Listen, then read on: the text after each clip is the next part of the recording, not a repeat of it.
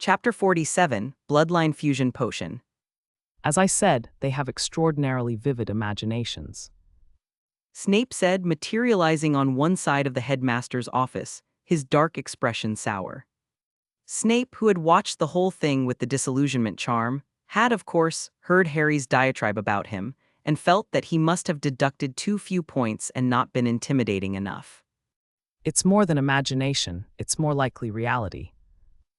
Dumbledore reminded him, giving Snape a look of mild exasperation, as Snape would not have been considered a prime suspect if not for his frequent attacks on Harry. However, Dumbledore was well aware of Snape's special feelings for Harry and was unable to convince Snape to change his mind. So, Snape said flatly, fixing Dumbledore with his blank stare. it's clear now about Chino. He must be connected to Lord Voldemort. What will you do with him? Dumbledore did not reply, but fell silent again. You don't think any of those lame traps under the trapdoor could stop Chino, or the Dark Lord, do you? Snape asked, puzzled, then realizing something. Or were those tests meant for Potter and the others? Snape looked at Dumbledore mockingly. To send a few first-year wizards through the gates to face the Dark Lord. Ah. Snape's anger grew, and he wondered if Dumbledore had been reading too many biographies lately, or if he was suffering from Alzheimer's. Severus. Dumbledore interrupted Snape. You should know that I can't protect Harry all the time, and that some proper growth is necessary. At least now I have the ability to keep the danger under control. Dumbledore paused for a moment, his face becoming more ancient. I'm old and I can feel my strength ebbing away. Tom, on the other hand, is weak, but as long as he doesn't die, he will one day regain his strength, perhaps even become stronger. As I said, they have extraordinarily vivid imaginations, Snape said, materializing on one side of the headmaster's office, his dark expression sour. Snape, who had watched the whole thing with the disillusionment charm, had, of course, heard Harry's diatribe about him, and felt that he must have deducted too few points and not been intimidating enough.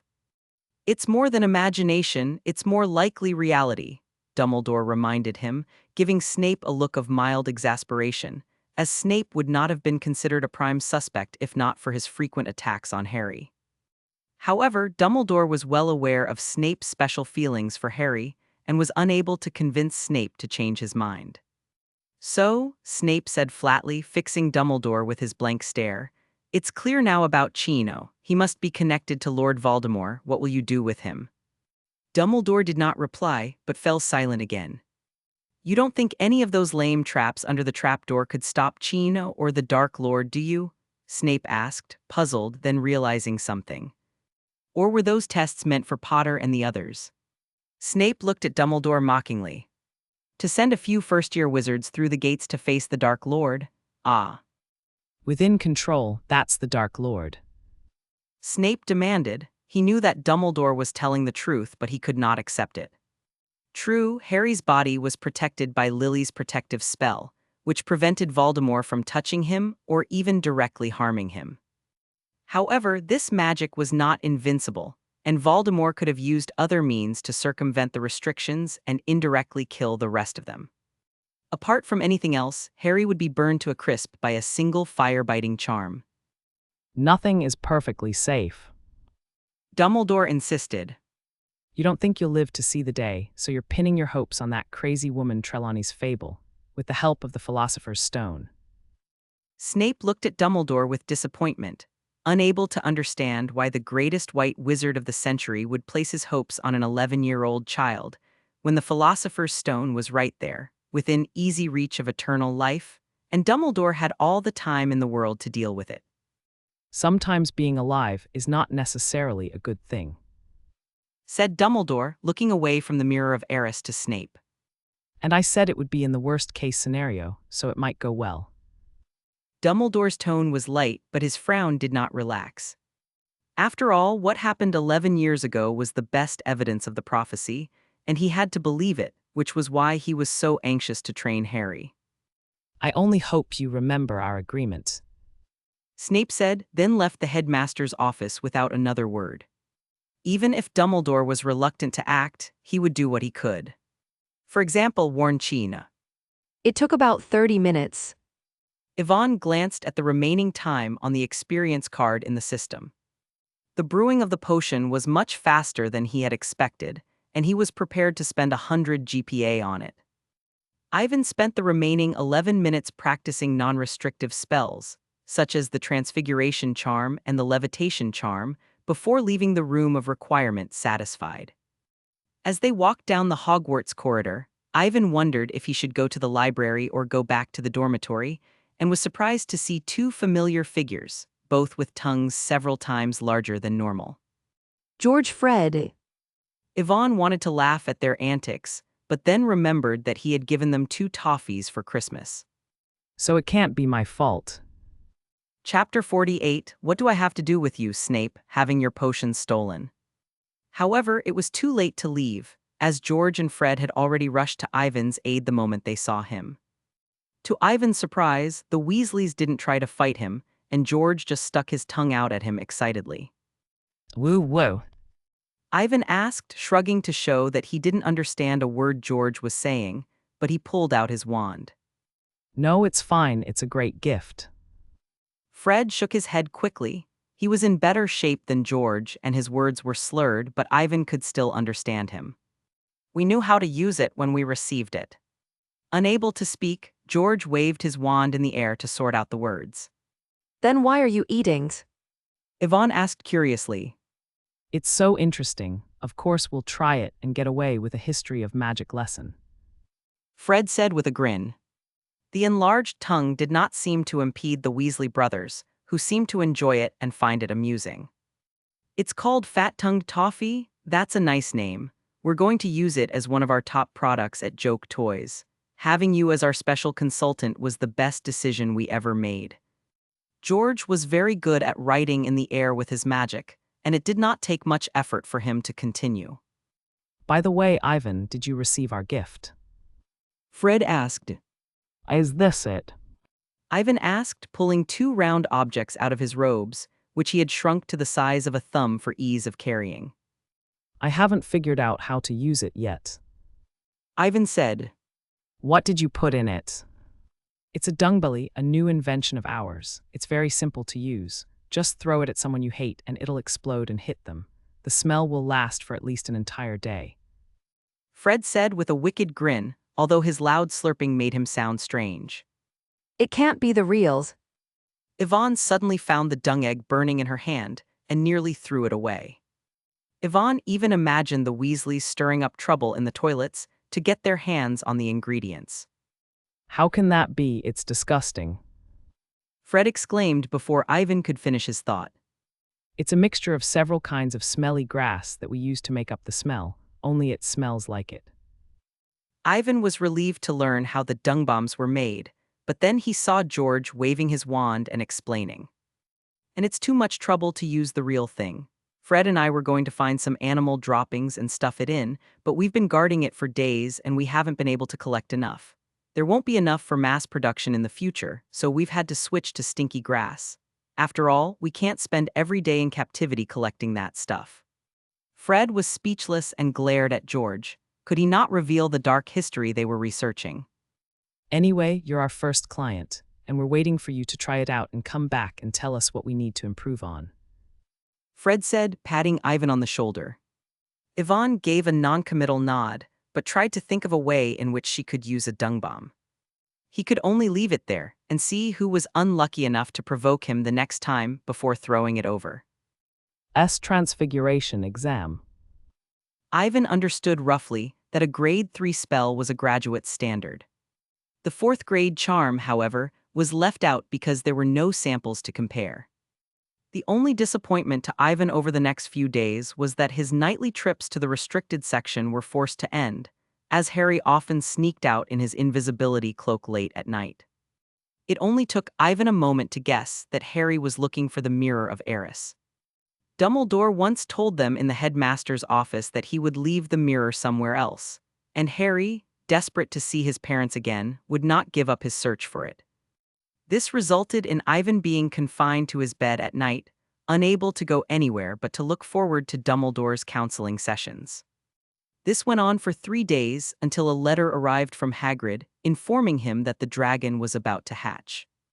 As such, Ivan was eager to get out of the way of the crowd, along with Harry, Ron, and Hermione. After all, who wouldn't be interested in seeing a dragon hatch up close? However, around the corner of a deserted corridor, Ivan was surprised to see a poor, trembling Quirrell cornered by Snape. You'd better be honest with me. Why did you sneak into my potion storage room? Who ordered you to do this, White Fresh? Chapter 49, You Can't Hide Your Trick from Me. He was really innocent. Quirrell was speechless. With his acting skills and skill, he did not need to rely on such dangerous means to find a way to break through the traps. However, looking at Snape's angry face, Quirrell knew that he must have had ample evidence to get to him. But he really didn't do it. Who the hell was trying to murder him? Quirrell had visions of wizards and witches who were extremely bad friends with him, but who were not at Hogwarts and who were unlikely to have come all this way to frame him. Perplexed, Quirrell could only blame it on his own bad luck that he had stumbled across a young wizard trying to steal a potion, and had been suspected by Snape for his unusual behavior. I'm so hard. Severus, I really had nothing to do with the potion being stolen. Snape's eyes narrowed, and his empty gaze met Quirrell's. Quirrell was speechless. He couldn't possibly say that he had sneaked into the Forbidden Forest that afternoon to hunt unicorns to restore the Dark Lord's power, could he? I was in the office all day. Quirrell had no choice but to insist that he had not gone out all day. You weren't in your office the other day. Snape demanded. Maybe I went to the bathroom at the last minute. Quirrell stammered, trying to find an excuse, but before he could finish, he realized that Snape was deliberately blowing him up. Given his reputation for having hit rock bottom at Hogwarts, there was no way any of the students would come to him. You can't fool me with your little tricks. Snape's mouth split into a smile, and he became even more certain that Quirrell was the one who had stolen the potions. Quirrell's face turned red, and he almost cursed out loud. How is it possible that Quirrell really did steal Snape's potion? Harry was incredulous. Although Ivan had mentioned this possibility to Harry earlier, Harry refused to believe it. After all, Professor Quirrell was timid and was known to be a goody-two-shoes. Quirrell would not get angry at the occasional young wizard who tried to mess with his class, or would simply say that Quirrell did not have the ability to manage it. Why would such a person steal Snape's potion? However, Harry had overheard Snape's conversation with Quirrell. Quirrell's whereabouts were unknown on the day Snape lost his potion, and he had lied about staying in his office, making him seem suspicious. Who cares? Professor Dumbledore will take care of it. Let's go to Hagrid's and see the dragon come out of its shell. Ivan had long since given up on staying there, as the dragon that was about to hatch was the most important thing to him. Ivan, I didn't know you liked dragons so much. Hermione complained, thinking that Ivan was almost more passionate about dragons than Hagrid. It's a dragon. It's a top-of-the-line magical creature in the wizarding world. Ivan explained, leaving the last part of his sentence unsaid. As long as he obtained the dragon's blood, he would be able to complete the Bloodline fusion potion and improve his talent. He would have the ability to protect himself in the wizarding world and would have some confidence when he returned home at the end of term. Before leaving, Ivan warned Ron not to discuss dragons on the way, in case he was overheard, as he did not want to see Malfoy at Hagrid's house. They made their way to Hagrid's hut, where he welcomed them with far more enthusiasm than before, and it was clear that he was pleased with the day. The doors and windows of the hut were sealed, leaving only a few small openings for ventilation. The hot stove beside the bed was constantly emitting steam. Ivan's eyes were fixed on the table as he entered the room. The dragon egg was lying there with a deep crack in it, which occasionally shook. Ivan leaned closer and saw that the crack in the eggshell had suddenly widened considerably. There was a loud noise, and a bald, leathery, triangular head poked out of the crack. Then a skinny, dark body emerged from the broken shell, with skinny, wobbly limbs. It's ugly. Ivan complained, but Hagrid was excited. He thought it was beautiful and couldn't wait to name it. Norbert. Hagrid extended a finger to tease Norbert, but Norbert opened his fanged mouth and tried to bite him, but Hagrid's skin was too thick for him. Look how much it likes me. Hagrid said, not caring at all about Norbert's behavior, which he thought was a sign of closeness. This frustrated Harry and the others, but given Hagrid's excitement, they didn't say anything. However, Norbert had his own way of thinking, and after enduring Hagrid's teasing for a while, he became irritated and spat a ball of fire at Hagrid's face, lighting his beard. Hey, you naughty boy. Said Hagrid, slapping his beard, which had been lit on fire. Clear water. Chapter 54, 54 Let the Forbidden Forest Go. There's not enough room for a dragon 3 years ago. Chapter 50, Let the Forbidden Forest Go. There's not enough room for a dragon. Thank you. Said Hagrid, wiping the water off his face. Despite Ivan's efforts to put out the fire, Hagrid's beard was singed off, leaving it uneven and high on one side. Hagrid, are you all right? Ivan asked. I'm all right, but Norbert's a bit too lively. Maybe he's just come out of his shell and got carried away. Hagrid didn't care about his singed beard at all, and tried to justify Norbert's actions. You call that perky? Ivan's lips twitched at the sight of Norbert's fangs and the sparks coming out of his nose. Hagrid's fondness for huge beasts was nothing short of spoiling. With this in mind, Ivan suddenly realized that raising dragons for blood might not be as easy as he had first thought. That's not explainable by being lively. It nearly burned you, Hagrid. It's all right now. Hagrid muttered. Hermione, I'll keep an eye on things if I have time. It shouldn't be too much of a problem. Ivan tried to persuade her. It's a dragon. It only takes a month or two to grow to be as big as a house. Hermione scowled at Ivan. Hagrid will be caught in Azkaban if it is discovered that he is keeping dragons. Just get Norbert out of here before then. Ron, your brother Charlie is supposed to be working on dragons in Romania, right? When Norbert grows up, we can get Charlie to release him into the wild. Ivan suggested. He only wanted the dragon blood, so Ivan did not care where Norbert went in the future. Send Norbert away? No, you can't do that. I'm his mother and he's so vulnerable. What if he gets sent off into the wild and gets bullied? Nobody can keep us apart. Hagrid was furious. Bang! As soon as Hagrid finished speaking, the teacup on the table was knocked to the ground by Norbert's tail, smashing it to pieces, and then Norbert used his mouthful of sharp teeth and the iron jar to fight back, biting holes into the jar and tearing holes in it with his claws. You can't keep it forever, Hagrid. Hermione warned. Perhaps we could put it in the Forbidden Forest. Hagrid suggested, patting his chest in assurance. You may rest assured that I have a wealth of experience in setting them free. This is not the first time I have done this. Aragog was perfectly fine in the Forbidden Forest. Harry stared at Hagrid in shock, surprised that this was not the first time Hagrid had kept such a dangerous creature in captivity. No, nothing at all. You must have heard wrong. Hagrid tried to defend himself, but the effort was futile. Aragog is an acromantula. Ivan said. When Aragog's identity was revealed, Ivan tried to keep Harry and the others away from the Forbidden Forest so that they would not run into Chino, who was wandering there. How do you know Aragog is an acromantula? Hagrid asked, looking at Ivan in surprise. He hadn't mentioned Aragog's identity, and when had he let it slip? Giant spiders. I mean, how big can a spider be?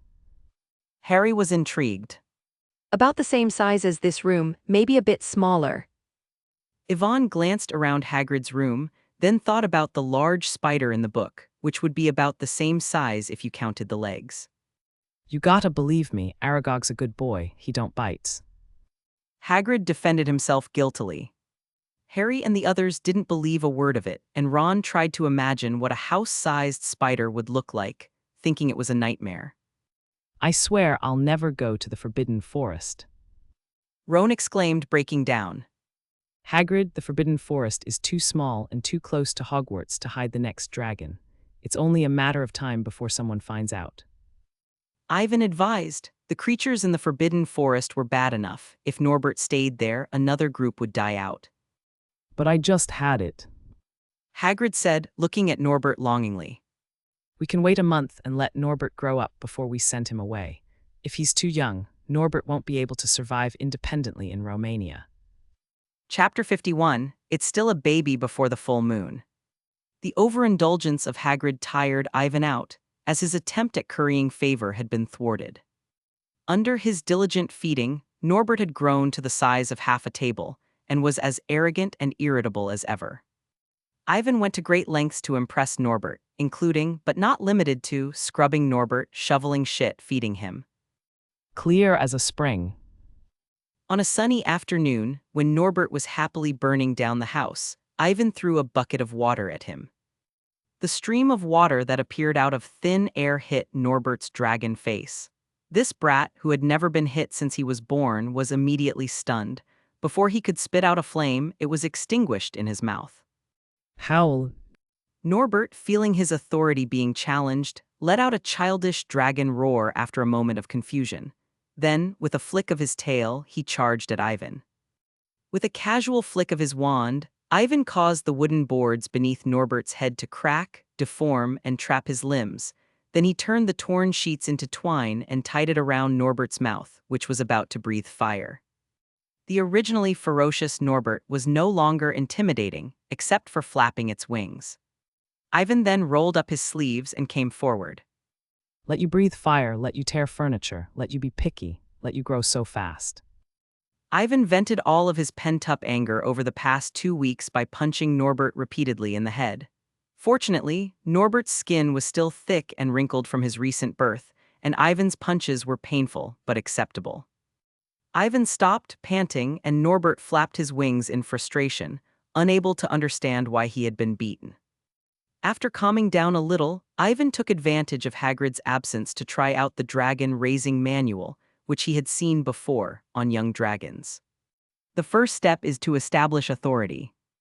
At the very least, dragon tamers should not be associated with food in the dragon's eyes, and it would be best if they understood their place as subject. Generally speaking, the authority would be tentatively established when the two parties met and the dragon retreated in fear. Ivan did as he was told, immediately locking eyes with Norbert, who could not move. In order to increase his ferocity, Ivan deliberately bared his teeth, but after staring at him for a few minutes, Ivan's eyes were sore and Norbert remained the same. Did something go wrong? Yvonne tilted her head and looked in the mirror nearby. She saw herself in the mirror. She didn't seem fierce at all. In fact, she seemed strangely cute. Ivan sighed. It wasn't his fault he was handsome. Norbert, get down. A few hours later, Ivan gave orders to a nearby dragon whelp from a safe distance. Norbert reluctantly dropped to his stomach, and Ivan tossed a grilled fish across the table. Norbert ate the sweet-smelling fish and smacked his lips in frustration. Although the rope around his mouth had been untied, he was wise enough not to try to breathe fire on the demon in front of him. Because his previous failures had taught him that the demon in front of him had mastered the furthest it could breathe fire, it was not only useless, but would also suffer various punishments. Seeing Norbert following orders and eating his food, Ivan was filled with a sense of accomplishment. He had not spent the afternoon practicing the same instructions in vain. Ivan, how's Norbert today? Hagrid asked casually. Yvonne was about to reply when Norbert flew towards Hagrid, his wings flapping and his oval eyes full of tears, as if he were a young beast returning to its mother's arms after being bullied outside. Oh, Norbert, good boy, said Hagrid. It was the first time he had ever been treated like this, and he found it hard to believe, but when he saw the tears rolling down Norbert's cheeks and the bruises on his face, he knew something was wrong. I can't believe you hit him. Gosh, he's not even a full moon. Chapter 52, Norbert the Loveless. I just gave it some training. Ivan explained, trying to hide his two-handed sword, which was not much smaller than his own, behind him, since it was too late to remove the transfiguration charm. Hagrid's mouth twitched at the sight of the 3-foot-tall sword, and he was relieved to see that there were no visible cuts on Norbert. Knowing that she could not hide it from Hagrid, Ivan waved his wand and transformed the sword back into a broom. Hagrid, you spoil Norbert too much. We must find a way to discipline him, or he will tear your house down within days. And we have to train it to know how to hunt and fight. Ivan added. But Hagrid hesitated. Norbert, get down. said Ivan suddenly, wanting to show Hagrid the results of his training. After a few hours of training, Norbert's first instinct was to lie down until he realized he had someone to rely on. He then got up, hid behind Hagrid and bared his fangs at Ivan. This husky-like behavior made Ivan want to laugh. Hagrid saw the change in Norbert and was both pleased and disappointed, as if he had finally seen his child grow. How about when Norbert's a bit older? Hagrid whispered to Ivan. If you want to keep Norbert for a while longer, you'd better train him now. Yvonne shook her head firmly. You've got to be kidding me. Any older, and Yvonne doubted she could beat Norbert. Ivan's words were like the final straw that broke the balance in Hagrid's heart, because he knew that Ivan was right and Norbert would soon be exposed if he went on like this. All right then, but don't hit him too hard in training. Hagrid said, his heart aching. Hagrid, if you're free, we could train Norbert together. Ivan suggested to Hagrid. With a half-giant like Hagrid at his side, there would have been no need to use the transfiguration charm to play with the bound play during training. Hagrid would have been strong enough to physically incapacitate Norbert. Hagrid was moved by Ivan's command of Norbert. He thought Norbert was very lively and cute when he was tearing down houses, but who wouldn't want a lively and obedient child? All right, Hagrid said. but I'll be patrolling the Forbidden Forest soon, so I only have time in the evening. The Forbidden Forest, did something happen there? Ivan asked, his chest tightening. Hagrid hesitated for a moment, unsure if he should tell Ivan about this, but Ivan kept asking, and Hagrid eventually gave him some information. It was a unicorn that was attacked. Hagrid's tone was subdued. He could not imagine what kind of evil creature would attack a holy unicorn. Ivan fell silent, knowing full well that Chino must have attacked the unicorn, but unable to stop it. He had previously made a tentative report about Chino with Harry Potter and the others, but Dumbledore apparently had no intention of disposing of him now, and would have the same result if he did. Ivan was already regretting his decision to change the plot so as not to be disturbed, as Hagrid's frequent visits to the Forbidden Forest would have put him in danger. Unaware of Ivan's concerns, Hagrid muttered curses about the unicorn's killer before turning his attention to discussing ways to train dragons with Ivan. Ivan had no choice but to put aside his worries for the moment and explain the situation to Hagrid. Norbert, who still felt as though he had found a patron, looked at Hagrid's changing expression and shuddered. Ivan, we can't go on like this. In the quiet library, Hermione's angry and resigned voice suddenly rang out, attracting the attention of the other young wizards, including Madame Pince. The little witch blushed and lowered her voice. It's almost time for our exams. We should be revising now, not reading books that have nothing to do with exams. It's just an exam. Do you need to revise? You should have learned everything by now, right? Ivan asked curiously as he put down his copy of The Taming of Magical Creatures. It's not easy to get an O outstanding on an exam. Hermione's anxiety grew as the day of the exam approached. In the past, she would discuss dragon breeding methods with Ivan in her spare time, but in the past 2 days, Hermione had been preoccupied with her revision. Especially since my transfiguration spell is nowhere near as good as yours, Ivan. I can't imagine what it would be like if I flunked my transfiguration exam and only got an E unexpected. Hermione said gloomily. Next to her, Harry and Ron, who were trying to carry their knowledge behind their backs, looked up innocently, having no idea what Ivan and Hermione were talking about, as long as they didn't score P bad or D bad on their exams. The O's were too far away. Hermione, you're actually quite good at transfiguration. Ivan said, closing the book. That's how many senior students do it. They have no problem passing transfiguration exams. Chapter 53, Dragon Blood and Bad News. Yeah, I heard from George and the others that Ivan's transfiguration was good enough for owls. Harry interjected. He thought Hermione was good enough, and if she complained about it, he and Ron would be dead. Sensing Hermione's continued disinterest, Ivan tried to persuade her again. It's not good to be tense before an exam. You should strike a proper balance between work and relaxation. otherwise it will affect your performance. Harry and Ron immediately put down their books and nodded in agreement with Ivan's reasoning. Ivan ignored them and continued. I'm almost done with Norbert. Charlie will be here to pick Norbert up in the next couple of days, and we can go and see him together during the holidays. In the past week, Hermione had been cooped up in the library revising, sometimes neglecting to eat, so Ivan wanted to use this opportunity to relax. No, there's nothing to see in a dragon. I have to go over the basic transfiguration guide. Hermione shook her head stubbornly. She wanted to get first place in every subject, and transfiguration was no exception.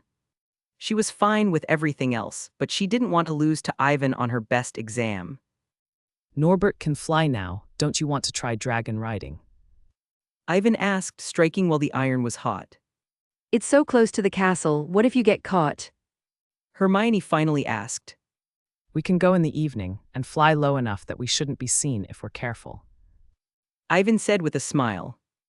Hermione nodded and tried to go back to her revision, but she slammed the book shut after 2 seconds and glared at Ivan, her mind too full of dragons to be able to concentrate on her revision. Several hours later, Ivan was sitting outside Hagrid's house with a chair, idly issuing instructions. Norbert, jump. Norbert, come and turn over. On the lawn not far ahead, a large and ferocious-looking Norwegian ridgeback was happily rolling on the ground, breathing hot flames at the grill as per Ivan's instructions. He then bit the rack with his fanged mouth, flapped his wings, and ran to Ivan on all fours. He placed the 2 grilled fish in a basin and waited for Ivan to sprinkle a taste-enhancing potion on them before eating them. Ivan reached out to caress Norbert's large head as a sign of affection. He was impressed by how fast a dragon could grow. It had only been a month, but he was already several times his size. That's cool. Ron exclaimed, reaching out to touch Norbert's wings as Ivan had done. Don't move. Ivan suddenly shouted. Ron shuddered and was shocked. When he came back to his senses, he looked unhappy and wanted to say something, but when he turned his head, he found that Norbert's big head was inches away from him, and his fangs were dripping with yellow saliva. Ron then realized that Ivan's words weren't meant for him, and fell to the ground in shock.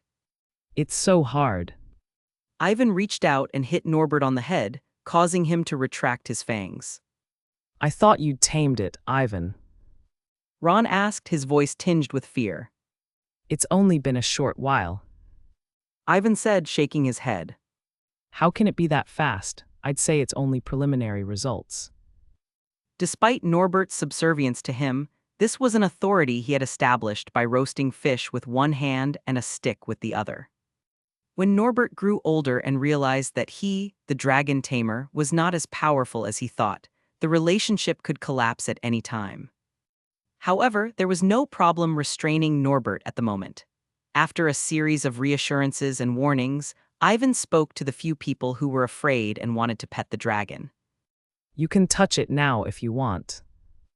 Ron, who had just been frightened, was momentarily afraid to approach, but Harry bravely extended his hand. Hermione, why don't you give it a try? Chapter 54, How many times do I have to say it? There are no dragons at Hogwarts. Fang! Yvonne asked, immediately recognizing him and rushing forward. Fang flew into Ivan's arms, whimpering in terror, blood on his legs. It's hurt. Harry noticed this and hurried over, Ron not to be outdone. It looks like a jinx. Luckily, it didn't hit you head-on, it was just a scratch. Hermione was much calmer than the two of them, but it was this calmness that made her think of something even more terrible.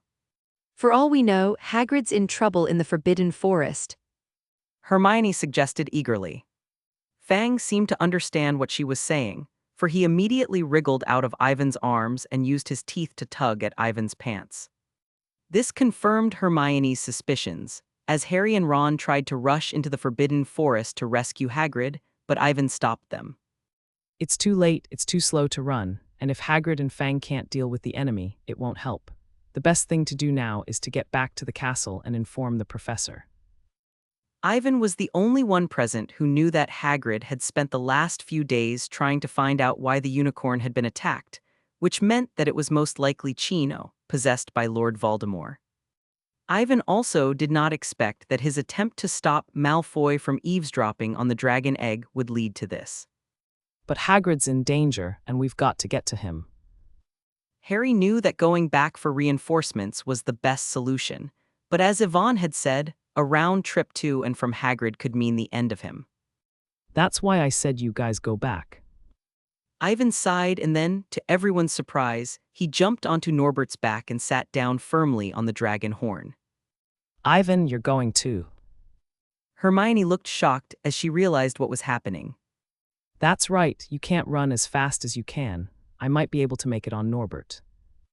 Ivan nodded. He was involved in this and he couldn't ignore it. Then Ivan looked at the dog on the ground. Fang, come on up. We're going to need you to show us the way.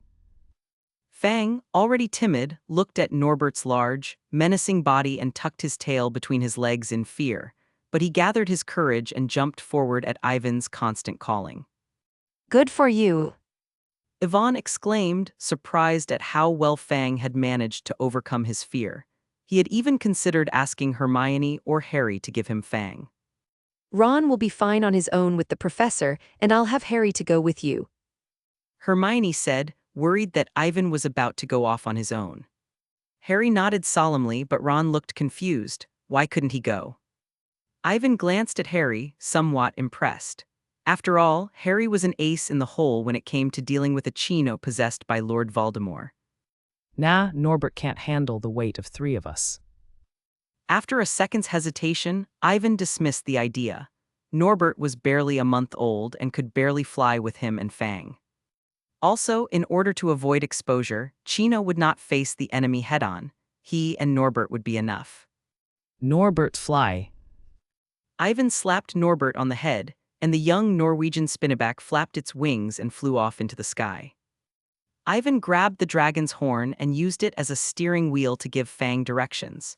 Ignoring the thrill of being airborne, the dog barked furiously in the direction it had come from. Ivan understood and tugged on the dragon's horn to guide Norbert in the direction Fang was looking. Despite the recent revelations about the dragon, Ivan kept Norbert in check and occasionally flew him around low over the night.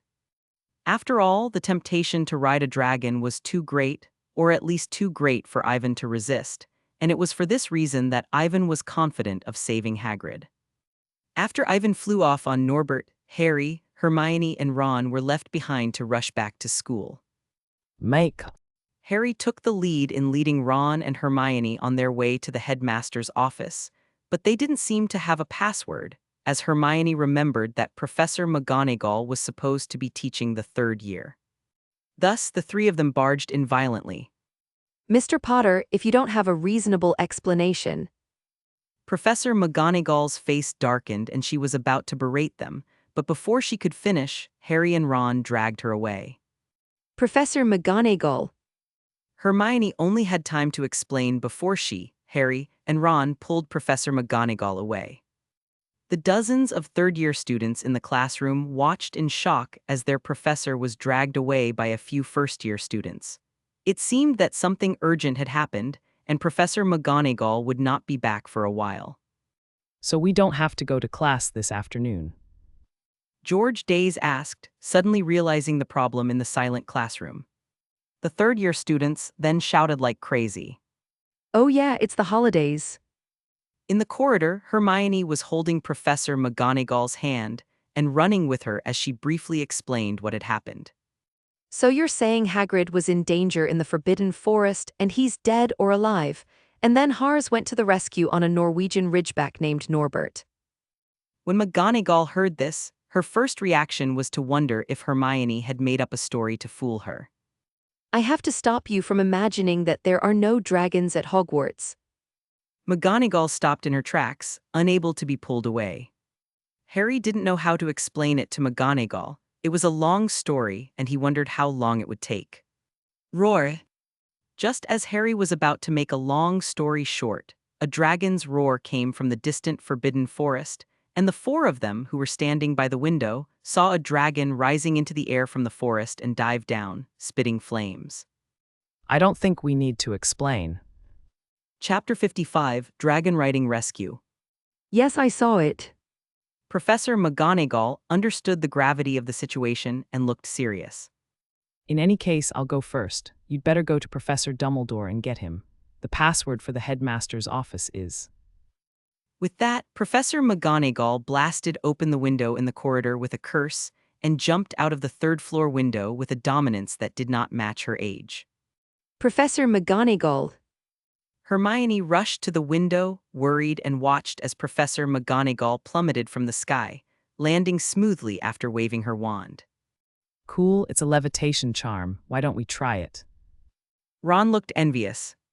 This is the 3rd floor. We'll fall to our deaths before we can cast a spell. Harry had to remind him.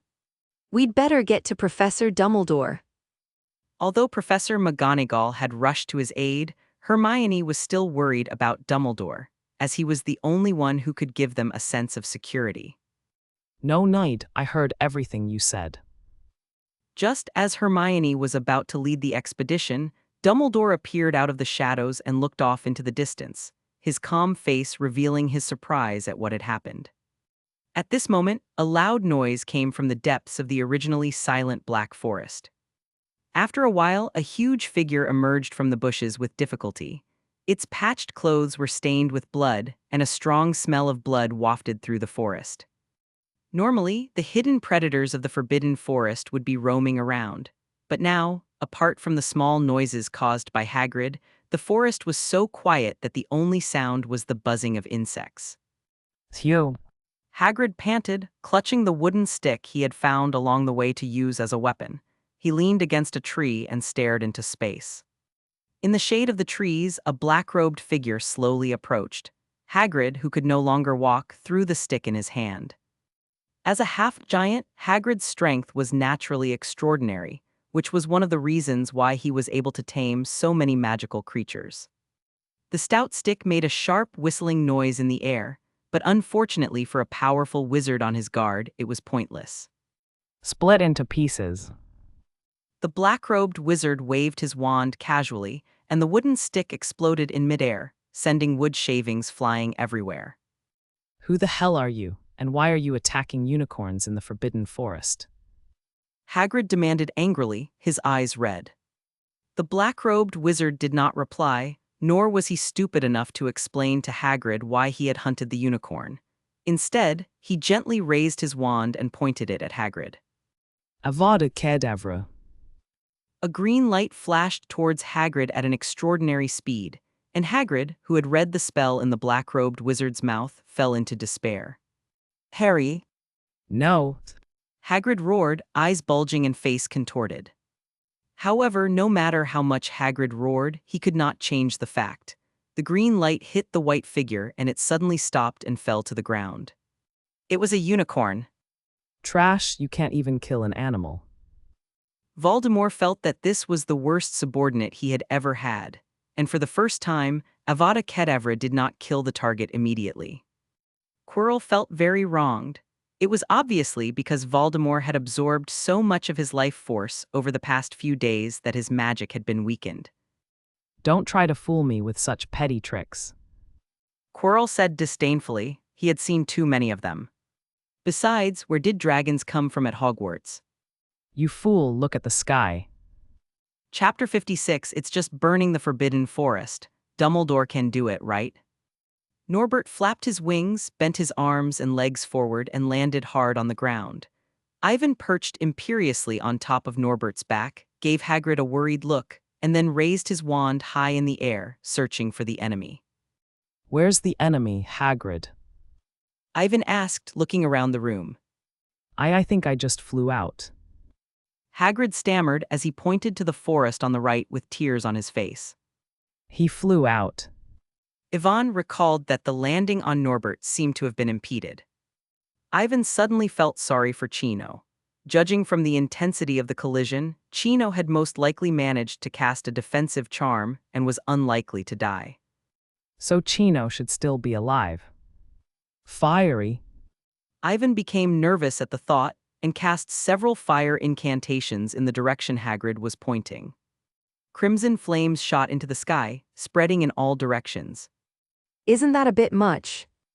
Yvonne wondered, caught in the light of the fire, if it was too much. What if it didn't go out? Would he be caught and sent to Azkaban for setting fire to the Forbidden Forest? Surely Professor Dumbledore could manage that. Irritated, Ivan kicked Norbert, and his plan to sneak up on Chino was foiled by Norbert's dragon roar. Otherwise, he wouldn't have needed to use the blaze to finish the job.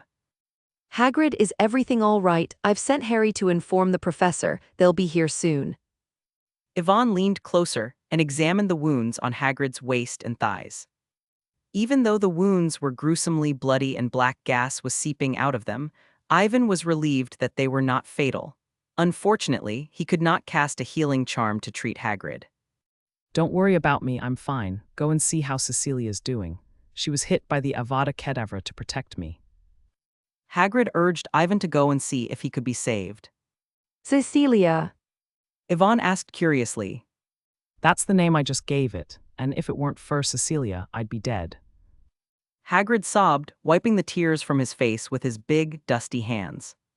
After Ivan confirmed that Hagrid was really okay, he nodded and moved towards the dying unicorn. As they approached, Ivan was struck by the unicorn's charm. Under the illumination of the fire, Cecilia looked like the legendary Pegasus, with a faint white glow around her body and a unique spiral horn on her forehead. However, there were several long and narrow wounds on her abdomen and hind legs, and blue blood kept flowing down. Your enemy will not live long anyway. When she finished speaking, Ivan wondered if it was his imagination, but he had a feeling that Cecilia's body had changed, but he couldn't tell what the difference was. However, Ivan's words were not entirely comforting, as Chino's identity had already been exposed. Even if he did not die from the fire, his life force would have been drained by Lord Voldemort due to his injuries. Ivan stood up and placed the test tube containing the unicorn's blood in place. He thought he heard a system notification, but before he could check it, he saw a tabby cat flying through the forest. It was much faster than a normal human running at full speed. Yvonne wondered if she was seeing things. How could a cat run so fast? Norbert, who was on guard duty, immediately became alert. He bared his fangs and growled at the tabby cat but did not dare to attack, because it was under more pressure than Ivan the Scoucher. Norbert, stop, that's not the enemy. Chapter 57, That's Right, Professor Dumbledore Instructs Me. Noticing this, Professor McGonagall pursed her lips and her eyes were filled with anger. She did not expect Hagrid's attacker to be insane enough to set fire to the Forbidden Forest. That's all I can do for now. You'll have to go to Madame Pomfrey's to recuperate for a while. Professor McGonagall said. Thank you. Hagrid choked on his tears. Cecilia, who's that? McGonagall asked. That's Hagrid's name for the unicorn. Ivan volunteered after observing Hagrid for a while and noting how tired he looked. It's dead, Hagrid. McGonagall noticed the unicorn lying lifeless on the ground and shook her head weakly when she heard that it had been hit by an Avada. I killed her. Hagrid cried, covering his face with his hands. McGonagall guessed that she would get nothing out of Hagrid, so she turned to Ivan, who was looking quite well. Hales, what the hell is going on? How did Hagrid get hurt? McGonagall's face was grim. The death of a unicorn and Hagrid being hit by a jinx in the Forbidden Forest had obviously made the situation worse. Ivan didn't try to hide the fact that he, Harry, and the others had run into Fang outside Hagrid's hut, and thus guessed that Hagrid had been attacked in the Forbidden Forest. Then he spoke again. So as not to delay the call for help, Harry and the others went back to ask for help, and I rode on Norbert and happened to see a black-robed wizard about to attack Hagrid, so I used my dragon's breath and the impact of the high dive to sneak up on him, successfully repelling him. Professor McGonagall pursed her lips. Ivan had been very succinct, but she could still picture the close call. He had been able to improvise and take advantage of the dragon's air superiority, and McGonagall admired his quick thinking. Yvonne told him what had happened, then pointed to the trees on the right where the ground had been burned white. Professor McGonagall, the black-robed wizard Norbert threw into the bushes over there, was badly injured, but I think he's alive.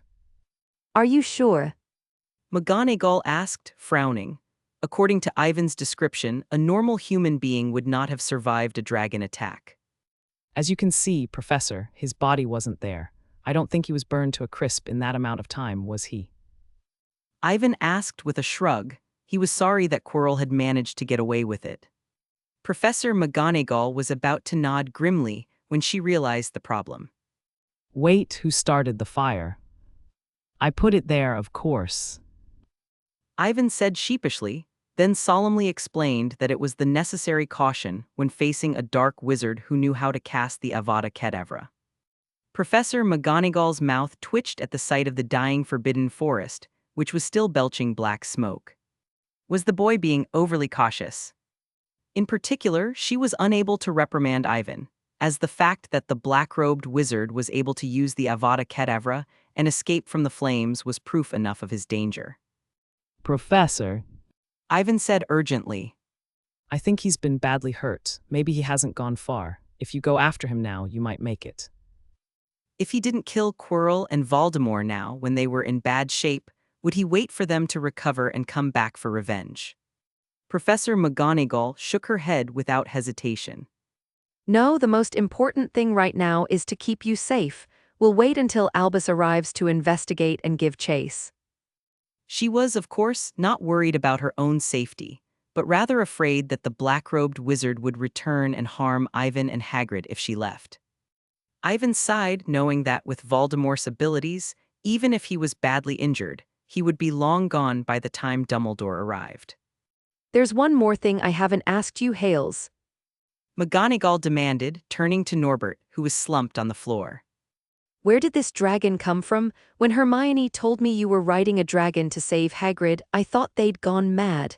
There are no dragons at Hogwarts, and it's against the law to keep dragons without the Ministry's permission. Professor McGonagall's words were harsh, and she did not give Ivan any face, as she was not the only one who heard the dragon roar. If the Ministry of Magic were to investigate, the dragon keepers would be arrested and sent to Azkaban. Hagrid had recovered from his shock, and when he saw Ivan's silence, he gritted his teeth. Actually, this dragon is. Interrupted Ivan, as Hagrid was about to admit it. He felt that Professor McGonagall was inclined to send Hagrid to Azkaban, as Dumbledore had left Quirrell alone for too long. Albus! Professor McGonagall's tone had softened considerably, but she still sounded incredulous. It is indeed I, Minerva. Dumbledore's voice came from the other side of the Forbidden Forest, followed by his trademark silver-white beard, and his dark purple robes which were full of silver stars, and his overlong cloak which was trailing on the ground, and his unusually troubled expression. This was the first time Ivan had been caught red-handed trying to shift the blame, and he was momentarily embarrassed.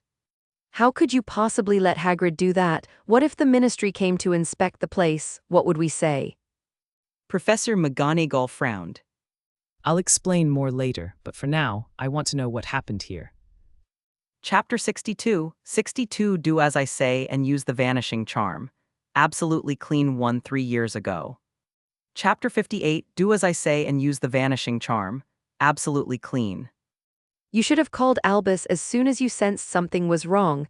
How could you want to face such a dangerous enemy on your own? McGonagall interrupted. McGonagall was scared. If Ivan hadn't arrived in time, the consequences would have been terrible. A unicorn is an intelligent and proud magical creature, and does not take risks lightly. It is clear that you have earned its approval for your courage. Dumbledore said soothingly, turning to Ivan. Hales, you did well this time. I must say, your performance never fails to amaze me. It's the least I can do. Hagrid is my friend. Ivan said, maintaining a clemency, not wanting to attract Dumbledore's attention. Dumbledore nodded and moved on, addressing Professor McGonagall. Minerva, escort Hagrid and Hulse back to the house, and inform the other professors to restrain the children of each house. As for me, a rare hint of anger appeared on Dumbledore's wizened face, and a great amount of magic spread out in all directions as his emotions briefly went out of control.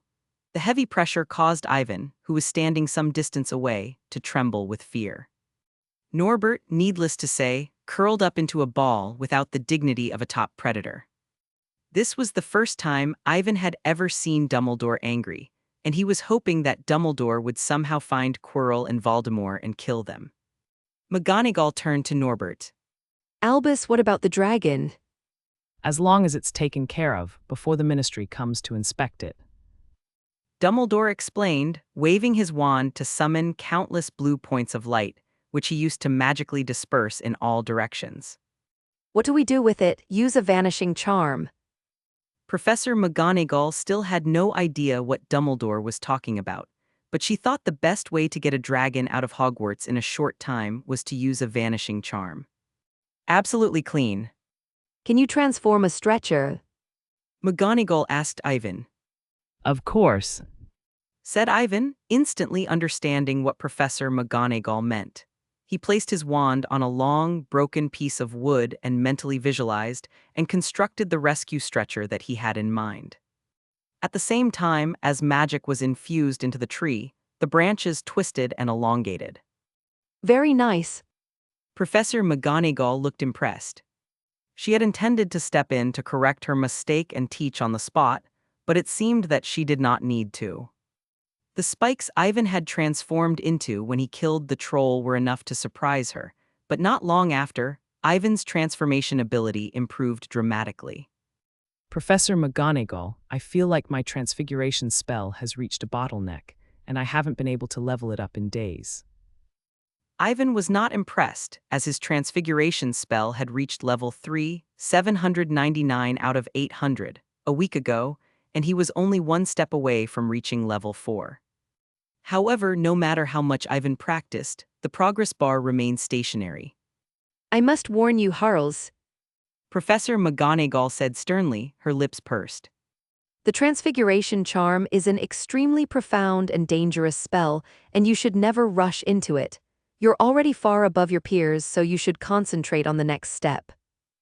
Chapter 59. Would you believe me if I said nothing happened in the Forbidden Forest? After warning her, Professor McGonagall told Ivan that the transfiguration charm would naturally break through as he grew older. Prior to this, he was able to use his magic to sense the differences in the structure of different objects, and generally, the more a wizard understood what had to be transfigured, the easier it would be to cast the spell, and the less magic would be consumed. Wingadim lev iasa. With that, McGonagall waved her wand and used a levitation charm to move Hagrid into the stretcher, then used her magic to lift the stretcher and Hagrid into the air, moving with her and Ivan. Along the way, Ivan took the opportunity to ask Professor McGonagall about the things to take note of when casting a transfiguration spell, as well as how to speed it up. Professor McGonagall didn't try to hide anything from Ivan. She maintained the levitation charm while explaining to him. When the two of them emerged from the Forbidden Forest, Ivan felt that he had learned many new tricks, but the level of the transfiguration charm remained the same. He wondered if drinking the Bloodline fusion potion would help him break through this bottleneck. Harry, Hermione, and Ron were waiting anxiously at the hut next to the Forbidden Forest. When they saw Ivan and Professor McGonagall coming out together, they hurried over to them. She was particularly worried when she saw Hagrid lying on a stretcher. Hagrid, are you all right?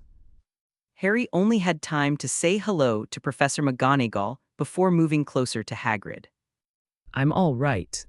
After a while, Hagrid seemed to have recovered a bit, although he was often overcome with grief at the memory.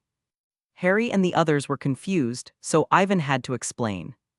Cecilia was a unicorn who was hit with the Avada Kedavra to save Hagrid. Avada Kedavra, that's an unforgivable charm. Who would use it? Hermione exclaimed. Harry had no idea, and Ron had only heard of the Imperious Curse and knew little about the Avada Kedavra curse, so Hermione explained it to them.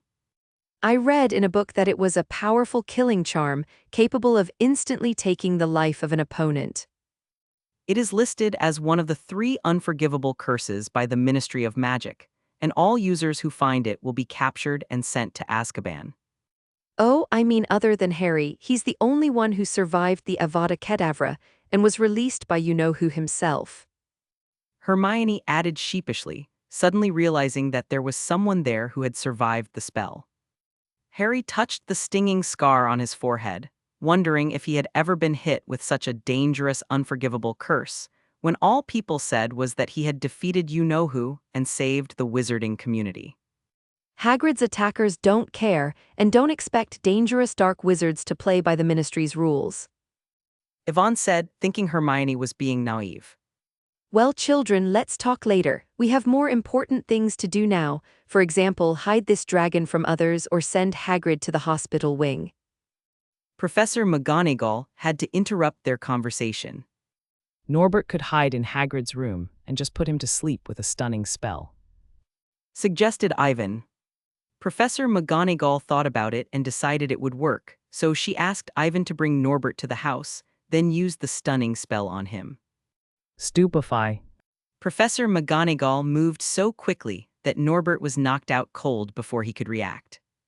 Due to the dragon's resistance to magic, Professor McGonagall had to use the stunning spell several times to prolong Norbert's unconsciousness. She also used the transfiguration charm as a safety measure to bind Norbert's limbs, wings, and mouth, so that he would not be in trouble even when he woke up. Ivan looked at Norbert, who was tied up like a dumpling, and thought about how Professor McGonagall had tried to handle Norbert with the vanishing spell. He immediately listed Professor McGonagall as someone he could not afford to offend. After trapping Norbert in the hut, the group quickly returned to Hogwarts Castle. Professor McGonagall asked Ivan and the others to gather in the Great Hall while she brought Hagrid, who was lying on a stretcher, to Madame Pomfrey. When Ivan stepped into the Great Hall, he found that the long tables of the four houses were already full, just as they had been at the beginning of the school year. However, the atmosphere was even more tense. The young wizards were whispering to each other, and no matter how much the prefects who were maintaining order scolded them, it was useless. Ivan could vaguely hear the words dragon. The arrival of Ivan's party attracted the attention of everyone present. The third-year students who witnessed Hermione, Harry, and Ron dragging Professor McGonagall away were particularly eager to question them. As soon as Ivan found a seat, George and Fred eagerly crowded in. Ivan, what happened in the Forbidden Forest? Someone saw a dragon breathe fire into the forest, and we heard a dragon roar in the classroom. Is that true? George asked excitedly. The young wizards around him turned their attention to Ivan, expecting him to reveal something to satisfy their gossip. Ivan, however, shook his head apologetically. I don't know. The professors will talk about it later. Ivan really didn't know what to say because Dumbledore or Professor McGonagall were bound to have an official speech, and what if it didn't fit? Wouldn't that be a slap in the face? George and Fred looked at each other but didn't ask any more questions, knowing that Yvonne would never hide anything from them if she could. However, the others did not think so. They only felt that Ivan and Harry must have known what was going on and deliberately kept it from them. There's nothing going on there, no dragons, nothing. Chapter 60, sorry, boors don't understand these quibbler words. Ivan and the others' silence did not help much. Instead, more students tried to crowd in. The crowd was getting too much for the professors, and Snape took out his wand and placed it against his throat to cast a voice sound charm on himself. Silence, everyone back to their seats. Snape's deep voice, amplified by the voice sound spell, echoed like thunder in the Great Hall. For a moment, the noisy hall went silent, as if someone had pressed the pause button. The young wizards who had been surrounding Ivan ran back to their original positions as fast as they could. Ivan even saw a Slytherin student being pushed to the ground and trampled on, but managed to get up quickly, tears streaming down his face. Satisfied with this, Snape turned to look at Harry. Potter, if you're going to make up lies to get some attention, get the hell out of here. Harry, shaking with anger, thought that if he had been capable of the killing curse Hermione had spoken of, he would have thrown it in Snape's face, who had not said a word since entering the room. Hermione and Ron were momentarily indignant, as they had been at a disadvantage so many times before, and chose not to stand up and shout back. Ivan had long since become accustomed to Snape's sharp tongue, and was even surprised that there were no routine points deducted. When she had calmed down enough to think about it, Yvonne could hear the subtle warning in Snape's voice, and wondered why he would use such a nasty tone to remind them not to reveal anything. He should have known that a brute like Harry would not understand and would be of no use. Is there a blue phoenix? Harry asked in a low voice, having noticed this. He thought it was beautiful, even more so than the phoenix he had seen in the headmaster's office, and the sight of it calmed Harry's nerves. That's Professor Dumbledore's Patronus, Said Ivan. Having read the book, Ivan was well aware that Dumbledore's Patronus was different from the others in that it could be used as a medium to transmit messages, and the fact that the Patronus was there meant that Dumbledore's eyes were on it. It was then that Ivan understood why the other professors had gathered their students in the Great Hall before Professor McGonagall's return. Apparently, this is due to the Patronus. The Patronus, what is it? Harry felt as though he had returned to the day when he had first started at Hogwarts School of Witchcraft and Wizardry and knew little of anything. It's a Patronus summoned by the high-level Patronus charm, the Call of God, which holds happy memories of the caster, and is generally used against Dementors. Said Ivan. Harry opened his mouth to ask what a Dementor was, but Yvonne, who had been expecting this, began to explain in a soft voice before he could say anything, thus distracting the others. Dementors are dangerous creatures, somewhat like the Muggle version of death, with a cold, rotten body and a habit of sucking pleasure. Ivan's words attracted the attention of the young wizards around him. After all, the Call of the Gods was a high-level charm that even the older wizards might not be able to master. Not to mention Dementors, which many people had never even heard of, so they stopped thinking about dragons and listened curiously to Ivan's stories. Within a few minutes of Ivan's announcement, Professor McGonagall came out of a door in the hall. She looked more relaxed than before, but her brows were still furrowed. Several professors gathered around her to ask about the situation. Because of the distance, Ivan could not hear what they were saying. While he was guessing, the blue phoenix on the statue of the giant eagle gradually became transparent and then disappeared as a speck of light. At the same time, the closed doors of the exhibition hall opened again, and Dumbledore appeared before the crowd, looking different from his usual genial good humor, with a heavy expression on his face, which caused the whispers of the young wizards to die down as he passed the desks of the heads of houses. On the stage, Dumbledore's eyes lingered on the empty seat representing Quirrell for a moment, then he cleared his throat and spoke. I have summoned you here at this hour because there is an important announcement. Dumbledore's eyes scanned the room, and when he saw that the young wizards were all staring at him, and that no one was missing a beat, he spoke again. The school's gamekeeper, Rubeus Hagrid, was attacked by an unknown party while he was patrolling the Forbidden Forest today, although his life was not in danger. Dumbledore's tone was very serious, and everyone could tell that he was not joking. Ivan looked disappointed, as he had not expected Dumbledore to be unable to find any trace of Quirrell. There was a murmur of discussion from the young wizards, and Dumbledore had to use louder words. On top of all the other Buzzkill stuff, I need to give a few extra points here. Chapter 61, He's the Man Riding the Dragon. First, Mr. Harry Potter, Mr. Ron Weasley, and Miss Hermione Granger discovered what was going on in the Forbidden Forest and informed the professor to come to the school's rescue, thus preventing further damage to the school. For this, I give them 20 points each. Dumbledore said. There was a huge round of applause from the Gryffindor table, and an extra 60 points was enough to put Gryffindor House on par with Slytherin House, which was in second place. Harry was so excited that he almost jumped out of his skin, and all the depression in his chest was swept away. He could not help but want to see Snape's face to see how disappointed he would be. Hermione was reserved, but her smile betrayed her excitement. Ron raised his head high, the first time he had received so much applause. After a few moments of applause, Dumbledore continued. Then there was Mr. Ivan Hales. He managed to fend off the attackers with his own clever and brave actions, allowing Hagrid to be saved. First, Mr. Harry Potter, Mr. Ron Weasley, and Miss Hermione Granger discovered what was going on in the Forbidden Forest and informed the professor to come to the school's rescue, thus preventing further damage to the school. I thought you might like some dessert to calm your nerves. Dumbledore said after a pause.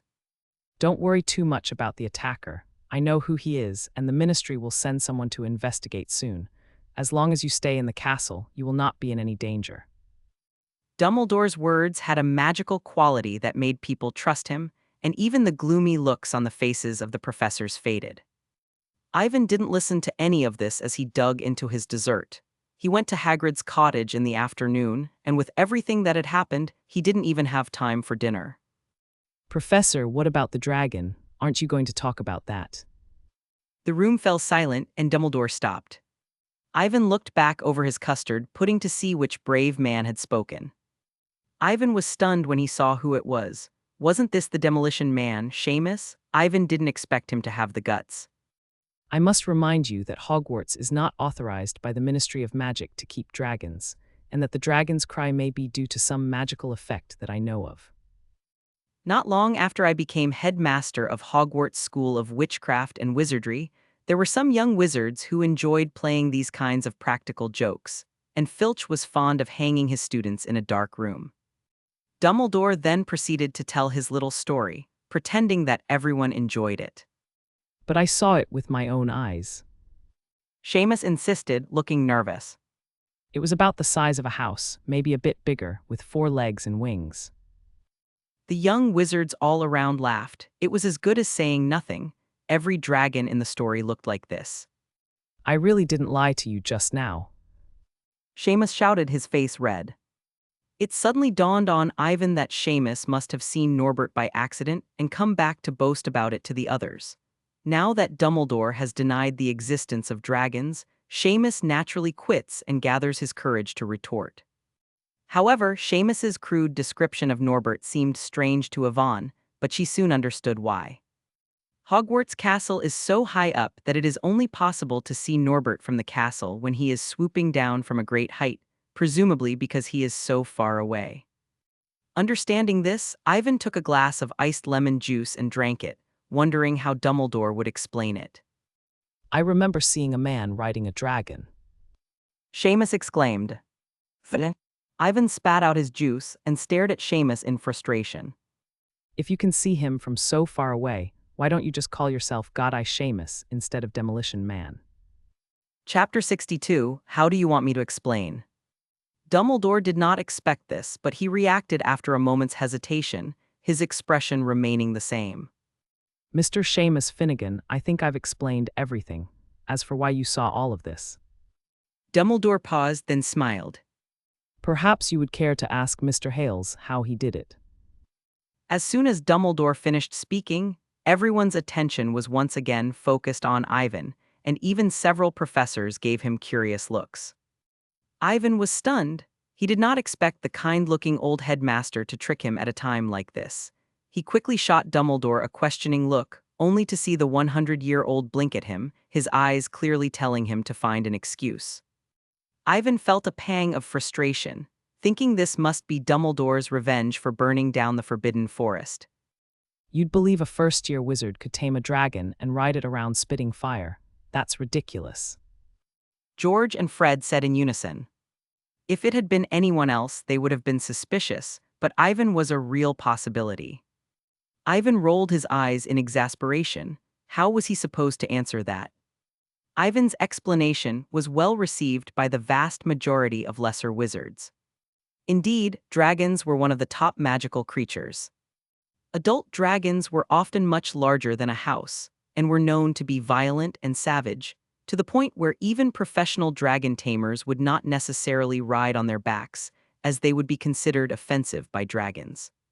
Of course, they did not know Norbert was only a month or so old, or they would not have thought so.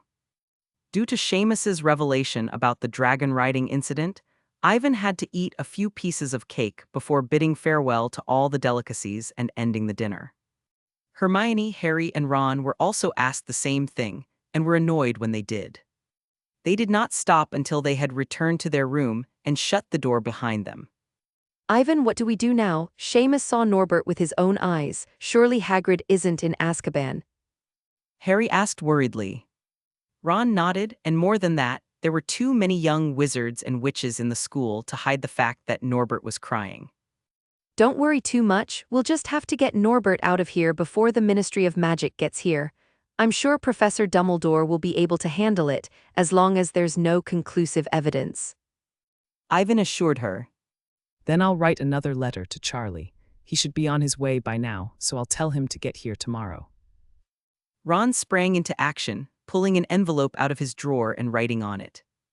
Remember not to make it too obvious in the letter, or even mention the word dragon, in case it is intercepted. Ivan cautioned.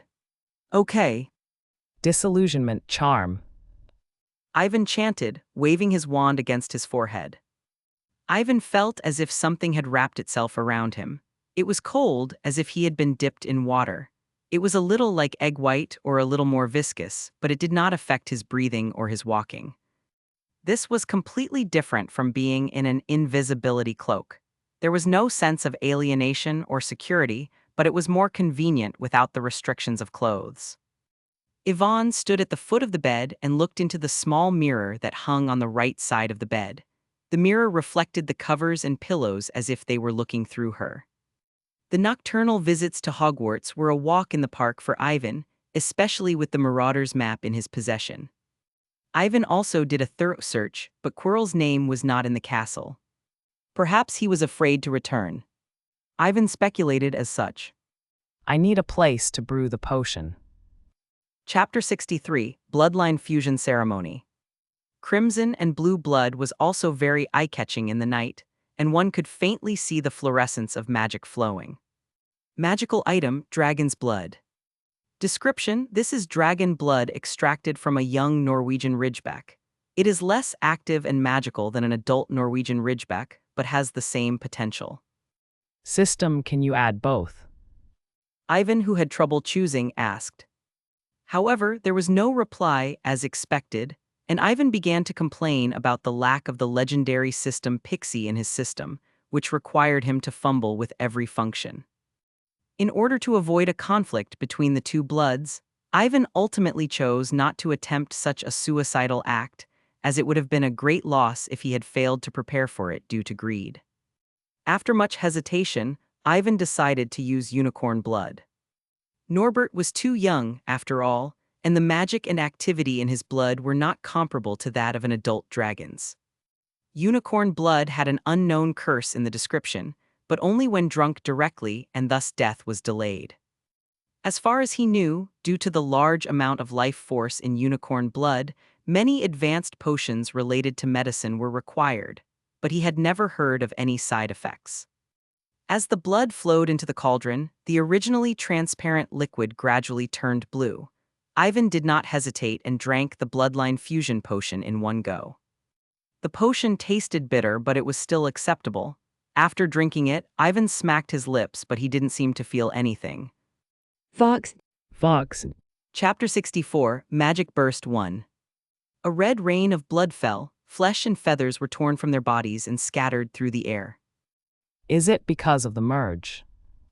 Yvonne asked, thinking back to the ingredients she had used to brew the potion, many of which had to do with peaceful rejuvenation. Unable to make head or tail of it for the time being, Ivan put it aside for later when he could. The blood on her body was sticky and disgusting, and her surroundings were a mess, as if she had been through a storm. Clean it up, Tilda. Ivan pulled his wand out of his sleeve, tapped his shirt, and then began to deal with the mess around him. Under the influence of invisible magic, it was as if time had been reversed. The cabinet in the corner stood up and returned to its original position. The tables and chairs that had been squeezed in the corner returned to where they should have been. Even the dust and sawdust on the ground were swept away. Chapter 65, Shut Up, I Never Said That. Ivan was frustrated. What about the powerful blood magic, or was he taking the wrong medicine? Suddenly, Ivan remembered that he had received a system notification when he was collecting the blood, but he had not had time to check it because of Professor McGonagall. When Ivan opened it, he saw that it was a mission. After reading it, Ivan's expression suddenly became extremely interesting, and he even wanted to curse. Mission promised revenge. Mission objective, kill Quirrell. Task description: Cecilia was a female unicorn, a free and holy creature that roamed the depths of the Forbidden Forest until she was killed by an evil wizard. Remarks: you need to fulfill your promise and gain Cecilia's approval. Until then, she will choose to wait and see rather than help you. Ivan looked stunned. When had he promised to avenge Cecilia? He clearly remembered that he had said, Norbert, I shouldn't have complained about your low blood magic. Ivan said, sighing in exasperation at having been tricked for no reason. It was fine if there was no bloodline magic. Who knew if it was as powerful as described in the book? Bloodline origin. Ivan was left to stew in his own misery. At least his magic had been greatly enhanced, hadn't it? More importantly, the mission issued by the system was not punished. He could just leave it there. What if Quirrell died from his injuries a few days later and the mission was automatically completed? After all, according to causality, he had indirectly killed them. After composing herself, Ivan left the potions room and re-entered the training grounds through the room of requirement. He needed some time to get a grip on his newfound strength, lest he make a mistake and end up with irreparable consequences. Dawn was breaking by the time Ivan returned to his room. He had been practicing all night, and before he could get any rest, he found himself back in class. Dragging his tired body behind him, Ivan ate breakfast in the great gallery. He found it strange that people were watching him wherever he went. At first, Ivan thought it was just yesterday, but he soon realized something was wrong, as even Harry and Ron were looking at him strangely. Why do you keep looking at me? Ivan finally asked. I think you're a little different than you were yesterday. Ron finally said, and Harry nodded. They could not understand how Ivan had changed so much when they woke up early in the morning. Ivan was so shocked that he wondered if he had transformed into a half-man, half-unicorn monster. He quickly used his wand to gently tap an empty plate, transforming it into a square mirror. Ivan was relieved to see the mirror's reflection. He still had blonde hair and black eyes, but his skin was fairer and fairer, and the blue light of his magic was visible in his eyes. More importantly, his temperament had changed quite a bit, and he couldn't help but exude affinity. He looked like a legendary elf, and even he wanted to be close to him. Ivan, your transfiguration spell is even better. Hermione said playfully, sitting down with her book and looking at herself in the mirror. And of course, you're prettier and a little taller. Ivan waved his wand to change the mirror back and rolled his eyes. Ivan had his suspicions about his current state, which was likely due to him having inherited the unicorn's affinity, although he did not know why it was not displayed on the system bar. It was supposed to be a very powerful ability, but Ivan was troubled by it, as the change in the night had been too sudden and too obvious. How on earth did you do that, and what potion did you use? Was it a love potion? Ron asked curiously. What kind of person uses a love potion on themselves, and it doesn't work that way? Hermione shot back, but she was still looking eagerly at Ivan, obviously wanting to know. I don't know. Ivan said vaguely. I think it's because they were growing a bit too fast last night. You know, this is the age when they're growing. Ron and the others were speechless. They were all around the same age, but why hadn't they grown up? Ivan could tell they didn't believe him, but he didn't try to explain. He wasn't prepared to reveal the existence of the Bloodline fusion potion. Firstly, the collection of ingredients was not honorable, and there was no telling what Snape would do if he found out that she had stolen his potion. Secondly, the success rate of Bloodline fusion was not very stable. Ivan was not even sure that the potion formula given by the system would be 100% successful, let alone allow others to try it. While they were chatting, a strange voice came from the Slytherin house table. I don't think Headmaster Dumbledore will be able to stay at Hogwarts much longer. When I sent a letter back yesterday, my father was horrified when he found out there were dragons at Hogwarts.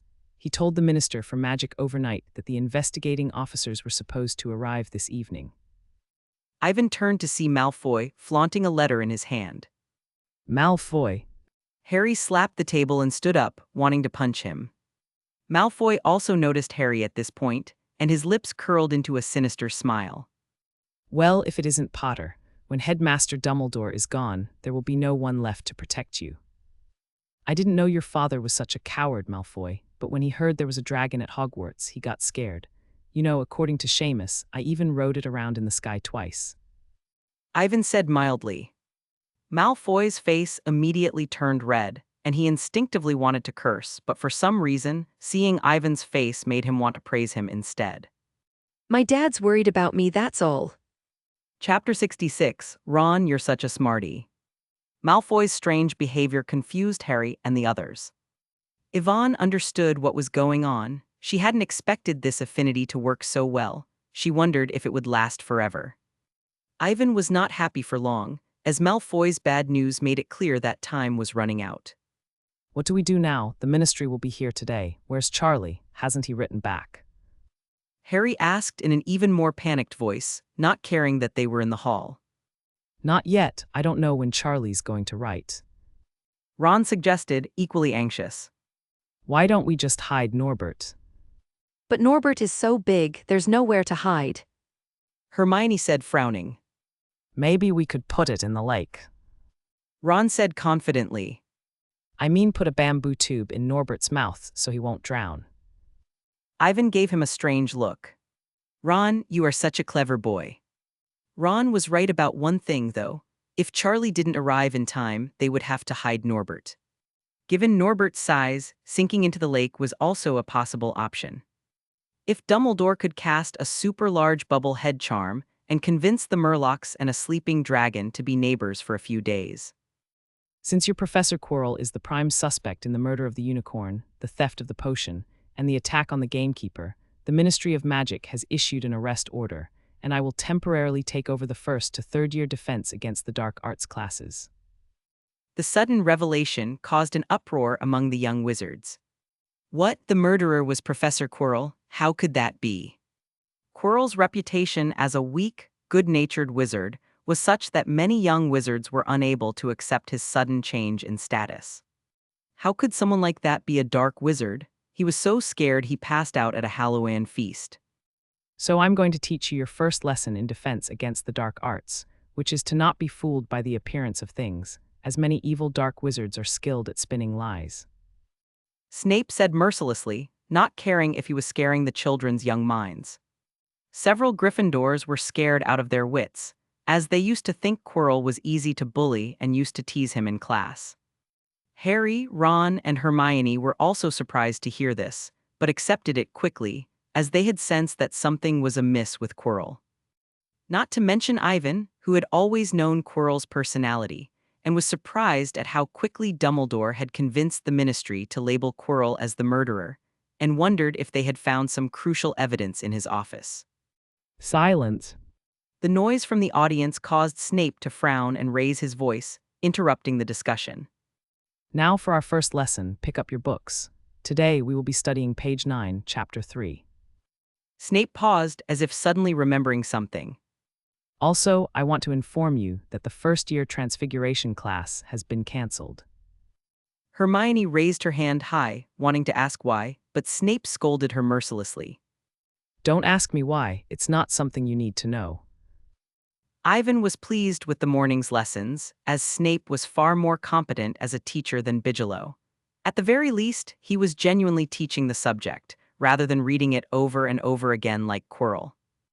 Ivan also learned from Hermione that his affinity seemed to be waning, or perhaps becoming more reserved, at least not as obviously as it had been that morning.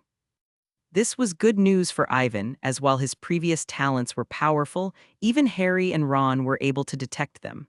Not only would this not be effective, but it would also cause others to be wary. Around noon, the other piece of good news was that Ron had received a letter from Charlie, stating that he would come with some friends at 3 o'clock in the afternoon to take the dragon away, saving Norbert from drowning or being disappeared. As luck would have it, the afternoon Transfiguration class was suspended, allowing them to take the time to send Norbert away. It was 2 o'clock in the afternoon when they arrived at Hagrid's cottage. Norbert was still sleeping by the fire, showing no sign of waking up. Professor McGonagall must have come to reinforce the spell. Fang stayed outside the hut, not daring to enter. When he saw Ivan, he flew at him, whimpering and complaining about Norbert, who had taken over the hut. After much comforting, Yvonne examined Fang's leg injury, which had been bandaged and apparently treated by Madame Pomfrey. As 3 o'clock approached, Ivan saw 6 figures flying toward them on broomsticks. It's Charlie, he's here. Chapter 67, trust me, Hogwarts never prefers those rules. Hello, I'm Charlie, and these are my friends who are here to receive the dragons. Charlie was slightly plump, and his tone was warm and welcoming. Ivan was worried that ministry officials might arrive early, so after brief introductions, they were taken to Hagrid's hut. Who did this? It saved us a lot of trouble. Charlie was surprised to see Norbert, tied up and sound asleep. Charlie confidently tried to lift Norbert's transfiguration charm with a wave of his wand, but his attempts were to no avail. He looked at Ivan with embarrassment. It's Professor McGonagall. Ivan explained. Why didn't you say? Charlie's mouth twitched, and he quickly called the others over to help. It took a lot of effort to remove the transfiguration charm that was tightening Norbert's limbs. He also woke Norbert up and gave him a fright. Ivan was the one who managed to calm Norbert down and put him back under a stunning spell. Charlie was impressed and said that Ivan had a talent for raising dragons, and asked him if he would like to work with him in Romania after he graduated. Ivan, of course, refused without hesitation. He kept Norbert solely for the convenience of extracting blood, otherwise he would not have the leisure to raise a dragon. Disappointed, Charlie didn't try to convince Norbert otherwise. Instead, he and the others put Norbert in a special cage and cast levitation and stunning spells on him. The former was to reduce Norbert's weight and make transportation easier, while the latter was to prevent Norbert from waking up midway. Once done, Charlie didn't stay long, allowing his friends to guide the cage up into the sky on their brooms. It's done. Harry and the others were relieved to see Norbert off. We'll need to get rid of all traces of Norbert's life while we can. Ivan said, indicating the mess in the hut. While Ivan's use of the dust-repelling charm solved most of the problems, there were some that required their help. By the time the four of them were finally done, it was already getting dark. Ivan was about to lead them away when he heard footsteps approaching the door. Minister for Magic Fudge led the way to Hagrid's cottage on the shores of Lake Hogwarts, accompanied by Dumbledore and McGonagall, and followed by an older woman in a pink cardigan. Albus, you should know that I'm very willing to trust you, given how much you've helped me before, but I'm not the only one in charge of the Ministry of Magic. Fudge's face was falsely worried. I also assure you that Hogwarts has always acted in accordance with Ministry of Magic regulations, and has never broken any rules. Dumbledore nodded his head in agreement, and would have believed Fudge if he hadn't dropped all of his administrative duties, signed a writ of inquiry as quickly as possible, and rushed here himself. To his knowledge, the Ministry of Magic had never been more efficient in its business. Half a body's length behind, Professor McGonagall looked worried, having misjudged Fudge's reaction time. She was worried that the children had not dealt with the situation in time, and Norbert was still in Hagrid's hut. Umbridge. Fudge whispered, standing in front of the door. As Minister for Magic, he could not open the door himself. Very well, Minister. The high-pitched, delicate tones of her voice were comforting to hear from a young woman, but to hear them from Umbridge was disgusting. Umbridge, however, had no such self-consciousness, and pretended to take her wand out of her handbag and pointed at the door.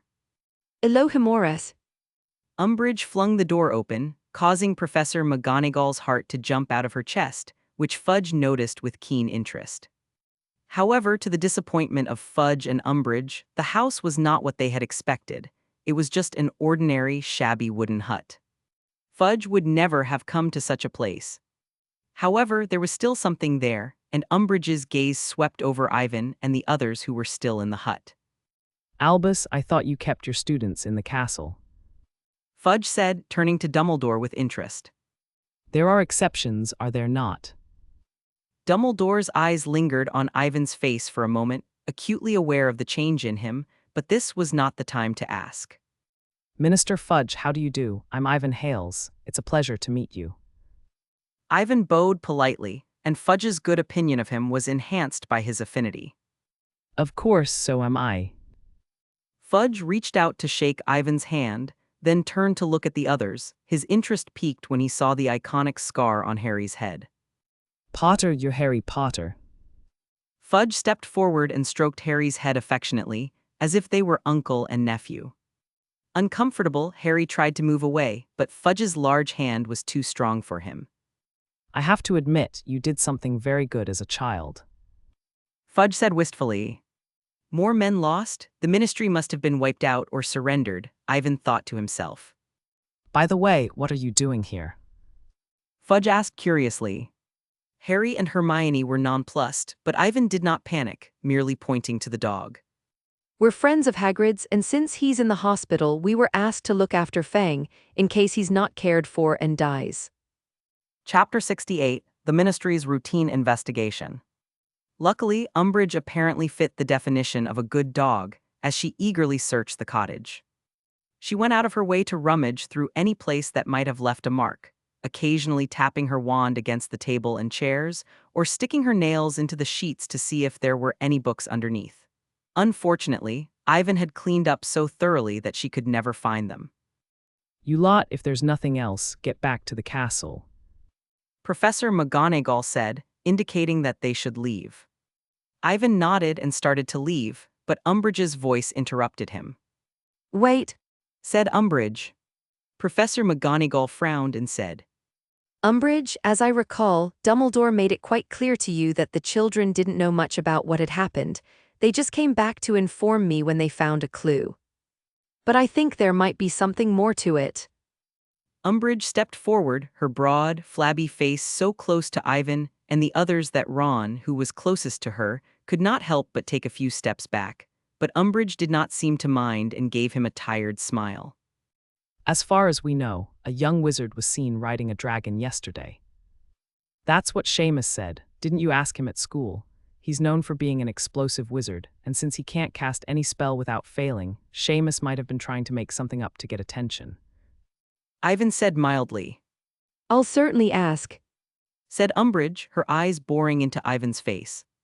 However, Umbridge was soon disappointed, and Ivan's expression did not change. Well, Umbridge, perhaps we should look elsewhere. Said Fudge impatiently.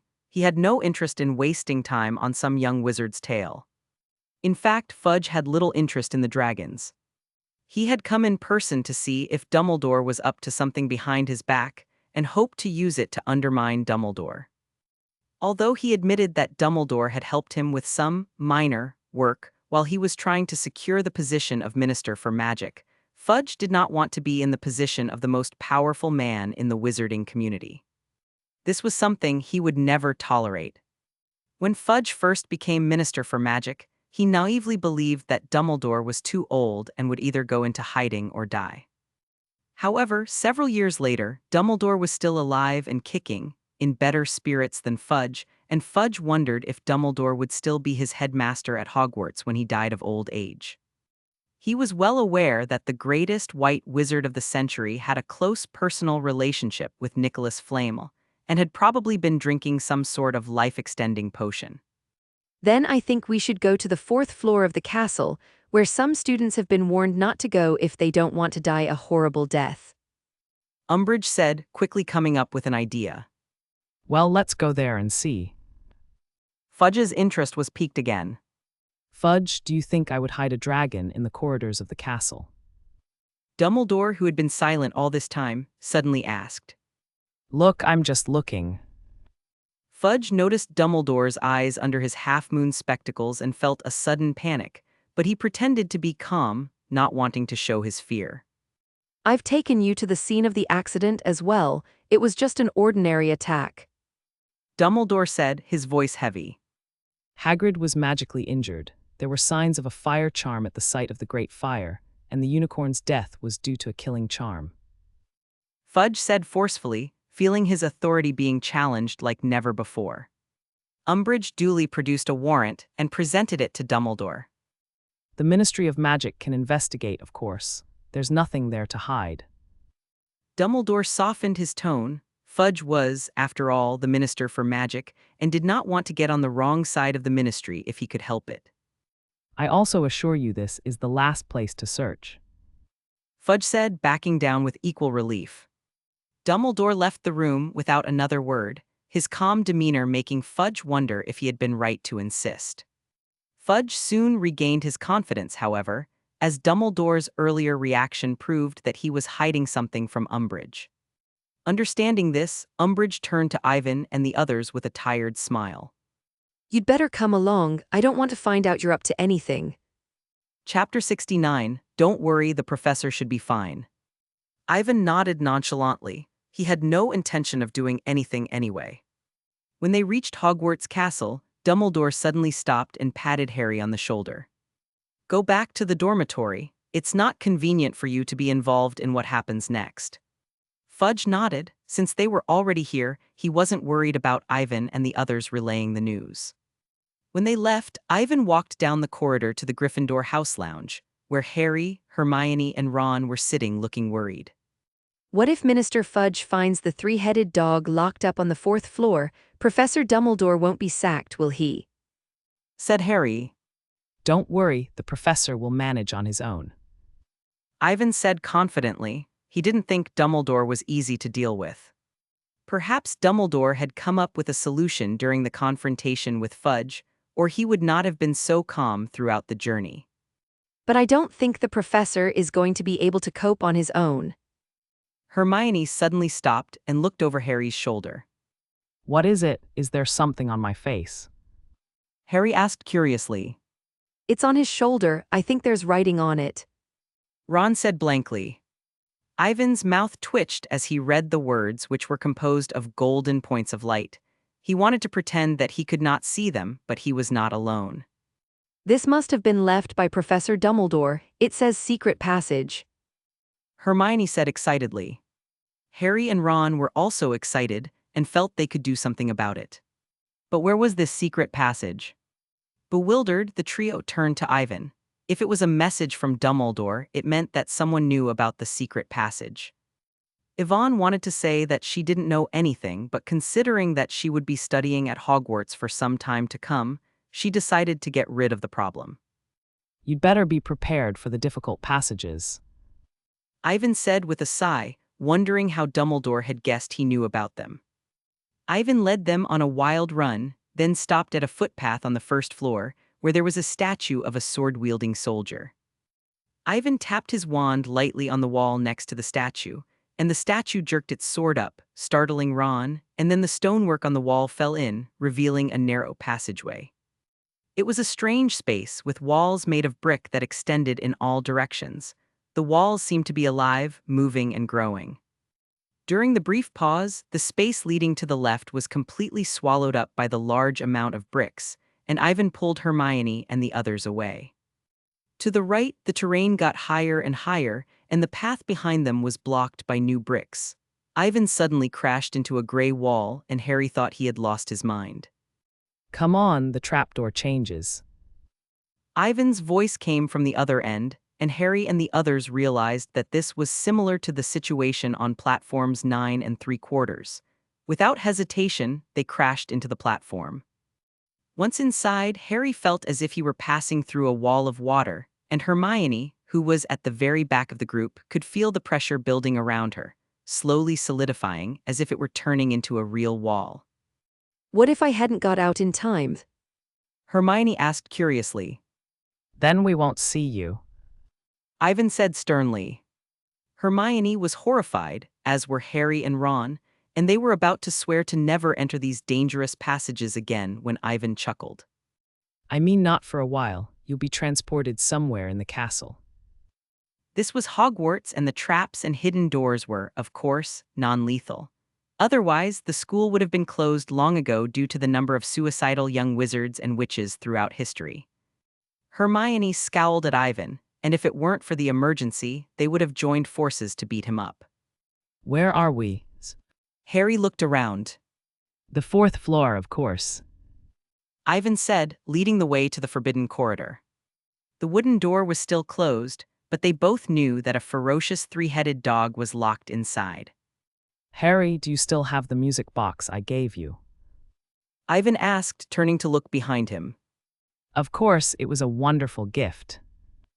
Harry wondered why Ivan had brought it up, but took it out of his pocket anyway. Oh yes, Hagrid once said Fluffy liked to listen to music, and would fall asleep listening to it. Hermione immediately remembered, and Harry and Ron felt a rush of excitement, as they wouldn't have to deal with Cerberus. Ivan nodded. With this music box, he wouldn't have to use the transfiguration charm to create a temporary musical instrument. Pushing open the wooden door to the corridor, Ivan motioned for Harry to open the music box, only to find the three-headed dog Fluffy asleep. However, the noise of the door opening had some effect. Fluffy's eyelids fluttered and he looked like he was about to wake up. Without prompting, Harry had the music box open when Fluffy moved again, and the cheerful Christmas song filled the corridor. There was a collective sigh of relief, but no one knew what to do with such a large dog. I mean, why don't we just forget it? How are we supposed to get a three-headed dog this big out of here? Ron asked as he looked at Fluffy's three fangs-filled mouths. He couldn't think of a way to hide it. There's a trapdoor, isn't there? Ivan asked, ignoring Ron as he went to open it and double it with an extension charm. Ivan would not have been able to complete the merge if his magic and spell-casting skills had not improved so dramatically. Are you going to just drop it? Hermione was worried that Fluffy would simply fall to his death or make a noise underneath. So there's other work that needs to be done.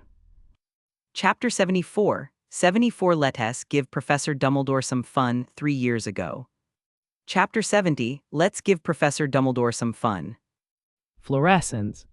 As Ivan chanted the incantation, a blinding light penetrated the heavy darkness and shone on the devil's snare, and the heat-fearing plants immediately retracted their tendrils.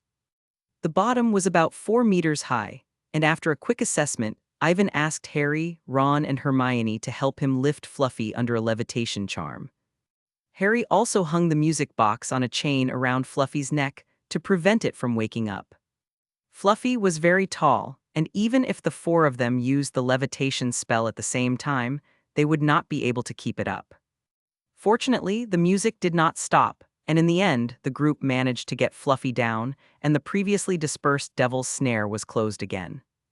But what about this trapdoor? And Minister Fudge will be suspicious if it's empty. Hermione said worriedly. Do you have anything useless on you? I'll disguise this place with a transfiguration charm. Ivan said with a resigned sigh. He felt as if he were turning into a professional sweeper, and Dumbledore wasn't paying him any galleons. The trio searched through the pockets of their robes and found quite a few small items. Ron took out a packet of cocoa beans from his pocket, Harry took some gold galleons and sickles, and Hermione took a few wooden combs and mirrors. There were quite a few of them, especially Ron's cocoa beans, which came in the hundreds. In order to avoid being seen through due to the low level of the transfiguration charm, Ivan refused their help and personally cast the spell. Well, that's not bad. Ivan looked around and nodded with satisfaction. Is this going to be bad? Harry asked, looking up at the ceiling in sudden fear. Whatever, I'm sure Professor Dumbledore will find a way to explain it. Ivan said, his voice thick with resentment. He was not the type of person who would not fight back after being set up. He was hoping to give Dumbledore more fun. There's nothing special about the corridors on the 4th floor. The addition of a door just made it easier to separate the rooms. Now what? Harry was afraid to speak, so he hinted with his eyes. Ivan also did not expect the Ministry of Magic to arrive so soon, and he expected Dumbledore to take Fudge around the school in circles to buy them time. Fortunately, Professor McGonagall had the sense to warn them. We can jump, it's the devil's snare down there, we just have to stop resisting. Hermione lowered her voice, pointed to the trapdoor, and jumped in first. She had seen that the devil's snare's vines had regrown, and with this as a cushion, she did not have to worry about falling to her death. Harry and Ron gritted their teeth and jumped in, praying that Fluffy was still asleep. Before Ivan could stop them, the trio had already jumped. Actually, I can use the disillusionment charm. Ivan muttered to himself as he cast the transfiguration charm on the trapdoor.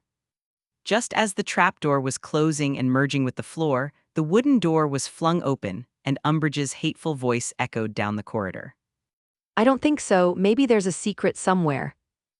Umbridge entered with a smile on her face, and as soon as she turned her head, the corridor seemed to go haywire, and the ghostly faces hanging from ropes fell from the ceiling. Umbridge sat down on the floor and let out a high-pitched shriek. Outside, McGonagall grew nervous, and Dumbledore, thinking that Umbridge had discovered Fluffy, felt that he had miscalculated in leaving Fluffy's transfer to the children. It was indeed impossible for a few young wizards to move a three-headed dog in such a short period of time.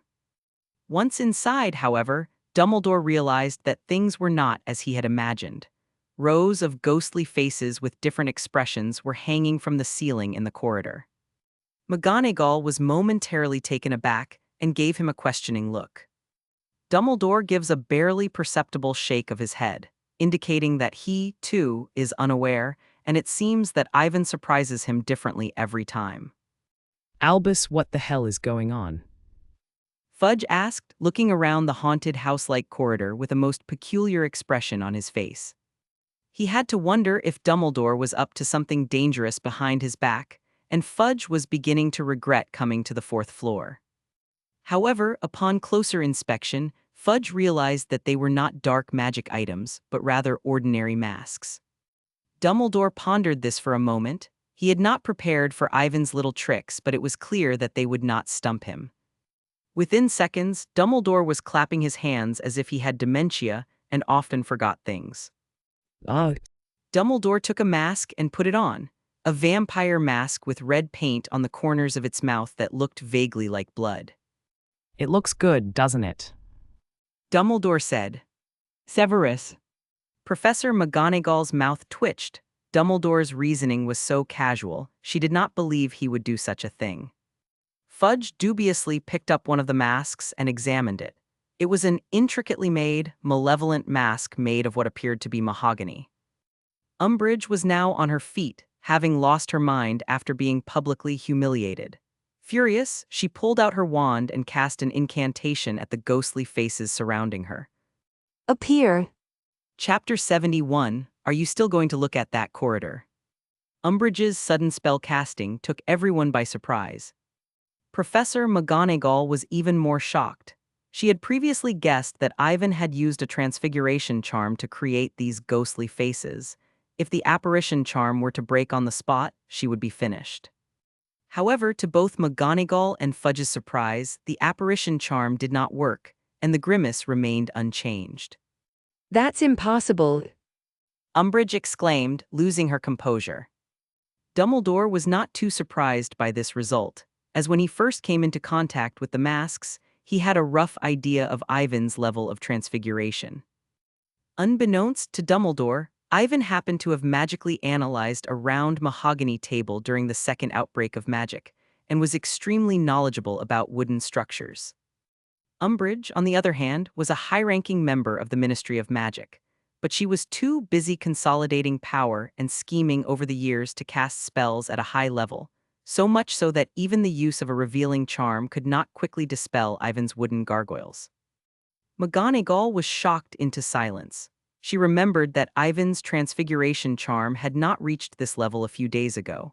If she had not known that this was where the three-headed dog lived, she would have thought that Snape had bought a bunch of masks and hung them up. Impossible, you must have done something.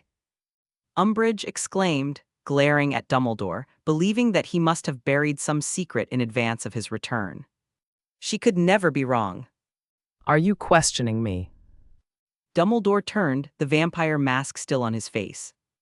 What frightened Umbridge more, however, were Dumbledore's eyes behind the mask, as if he could see right through her, and as she gazed into them, Umbridge's mind was filled with memories of all the nastiness she had thought she had forgotten. Fudge, you've seen everything there is to see, haven't you? Everything at Hogwarts is in accordance with ministry regulations. There are no dragons, no danger, and the young wizards who study here are perfectly safe.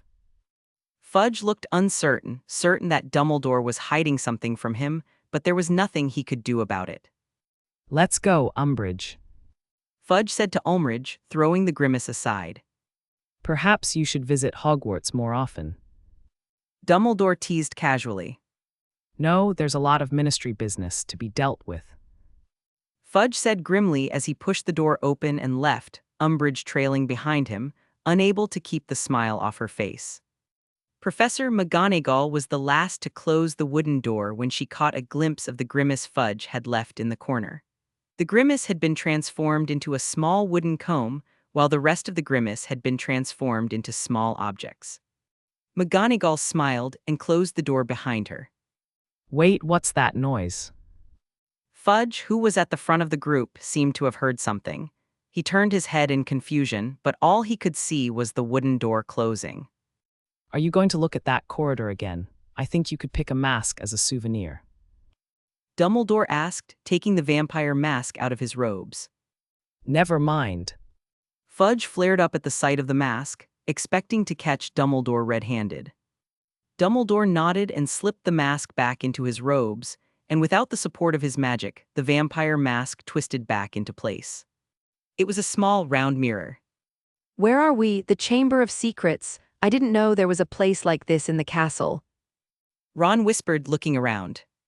Didn't we guess that this was where Professor Dumbledore was supposed to place the stone? Fluffy and the Devil's Snare are supposed to be used to prevent intruders.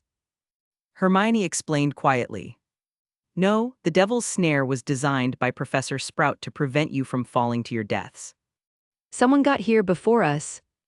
Hermione knelt down and picked up a key that had been burned by fire. It must be Chano. Ivan's face fell. No wonder the three-headed dog, Fluffy, had been asleep when they came in. Maybe he had been under a stunning spell, or Chino had used a transfiguration charm on a flute. However, Ivan's guess was that it was the former, as the intruders did not seem to have any intention of playing these games. It was possible that they were extremely hot-tempered and did not hesitate to expend a lot of magic to force their way through. It's not because of him, is it? Yvonne thought guiltily. Let's tell Professor Dumbledore. Chapter 72, Berserk Wizard Chess 1. It dawned on Ivan that it was no wonder Lord Voldemort had chosen this day to steal the Philosopher's Stone. As long as he knew some of the secret passages of Hogwarts, he would be able to sneak in without incident, and he would have nothing to fear when Dumbledore was occupied. Judging from how Voldemort hid his Horcruxes in the Room of Requirement and then went to the Slytherin chamber, he must have explored the school very deeply, and it would be normal for him to know some of the secret passages. So what do we do now? Just sit here and wait for Quirrell to steal the stone. Ron felt a wave of despair, for this was a complete dilemma. We can't stay here any longer. Quirrell will still be up against us when he gets the stone, and Fluffy might wake up at any moment. Hermione tugged at her brown hair in frustration, unable to think of a solution. Then we might as well go and stop Quirrell from getting his hands on the stone. There are 4 of us, and he's alone. Harry said bravely. Quirrell is not as weak as you think. Perhaps he has something to do with you-know-who, or Lord Voldemort. Ivan said quietly. Voldemort. Harry said in surprise. Ron and Hermione were stunned into silence. They had thought they would have enough trouble dealing with a professor, but now their opponent had escalated to the legendary Dark Lord. All the more reason for us to stop him. Quirrell must be planning to give the stone to Lord Voldemort, or perhaps revive him. Harry insisted after a moment of surprise. In fact, Ivan's mind was also in a state of heavenly conflict. To go or not to go? If he had designed it properly, he might have been able to catch either Voldemort or Quirrell off guard, and use the protective magic in Harry's body to bypass the battle phase and kill Quirrell. All he had to do was use the killing charm to steal Quirrell's life, while he was immobilized by Harry. This way, he would be able to complete his mission and unlock his bloodline magic, which would give him the ability to protect himself before returning to Knockoff Alley. However, Ivan was not so naive as to think that everything would go as smoothly as he had hoped. If anything happened, he would have to face the final boss of the book. Even Voldemort, weakened to the point of having only his soul left, was extremely dangerous. There are some brooms here if you want to get out of here. Harry said, pointing to a broom by the door. He had decided to stop Quirrell when he found out that he was connected to Lord Voldemort. Forget it, Quirrell won't let us go if we don't want to. I don't want to be on guard against an enemy in the shadows all day. Ivan sighed. Ivan knew that Voldemort would not have been able to get his hands on the stone even without their interference, but that would not solve the problem. When Voldemort realized that he had been tricked by Dumbledore, he would be even more cautious and angry, and they would be in grave danger during the school holidays. Hermione and Ron had no intention of leaving, either, as the Gryffindor lion cub was more than willing to accept the danger, and they had the impression that it would be unwise to leave their friend to face it alone. They could probably. Let's go. Ivan collected himself and continued on his way out of the small room. Since the wooden door had been destroyed, they were able to avoid having to use the broom to find the key. Further ahead, Ivan thought it would be a simple challenge to play wizard's chess, but when he got closer, it was more like a gruesome battlefield. A large number of dismembered pieces lay strewn across the floor, slowly repairing themselves under the influence of magic. The remaining 10 or so pieces looked over in unison. The stone pieces did not have faces or eyes, but Ivan was surprised to feel that they were watching him. It was clear that the pieces did not rely on their eyes to locate their targets. Ivan quickly determined that the disillusionment charm would lose its effect there. Is this a live-action wizarding flag war? Ron swallowed hard as he looked at the 2 or 3 meter tall stone pieces in front of him. Although his wizarding pieces were pretty good, he decided against the real ones. Unfortunately, as soon as they entered, the attack began. The stone soldiers approached with heavy steps, and the lone knight galloped towards them on his horse. Split. Ivan cast a divide curse, and the front legs of the stone horse that was halfway there exploded. The knight on top of it fell to the ground like a rolling gourd, and his head was smashed in half. However, the knight was able to get back to his feet, and he continued to absorb the scattered stones around him, slowly healing his wounds. How are we supposed to fight them if they can fix themselves? Harry was speechless. Attack the legs of the stone men as best you can, restrict their movements, then cast an armor charm and charge. Ivan pointed his wand at himself, and an invisible barrier of magic enveloped him, giving him a sense of security. The shield charm was a defensive and reflective spell used by wizards and witches, but this did not mean that it did not have a physical defense. Its essence was to create a magical barrier around one's body, and to some extent to protect against physical harm. Ronan tried to attack one of the pawn soldiers with the leg-locking spell, but it had no effect at all, and he shouted in despair. But we don't even know the shield charm. Chapter 73, There's no such thing as an armor spell in year. That's why I always told you to study harder. Hermione said angrily, but she waved her wand to cast an armor charm on each of them. However, that was not taught in the first-year textbooks. Harry grumbled to himself but didn't dare say it out loud, as he and Ron were the only ones who didn't know the shield charm. Now go.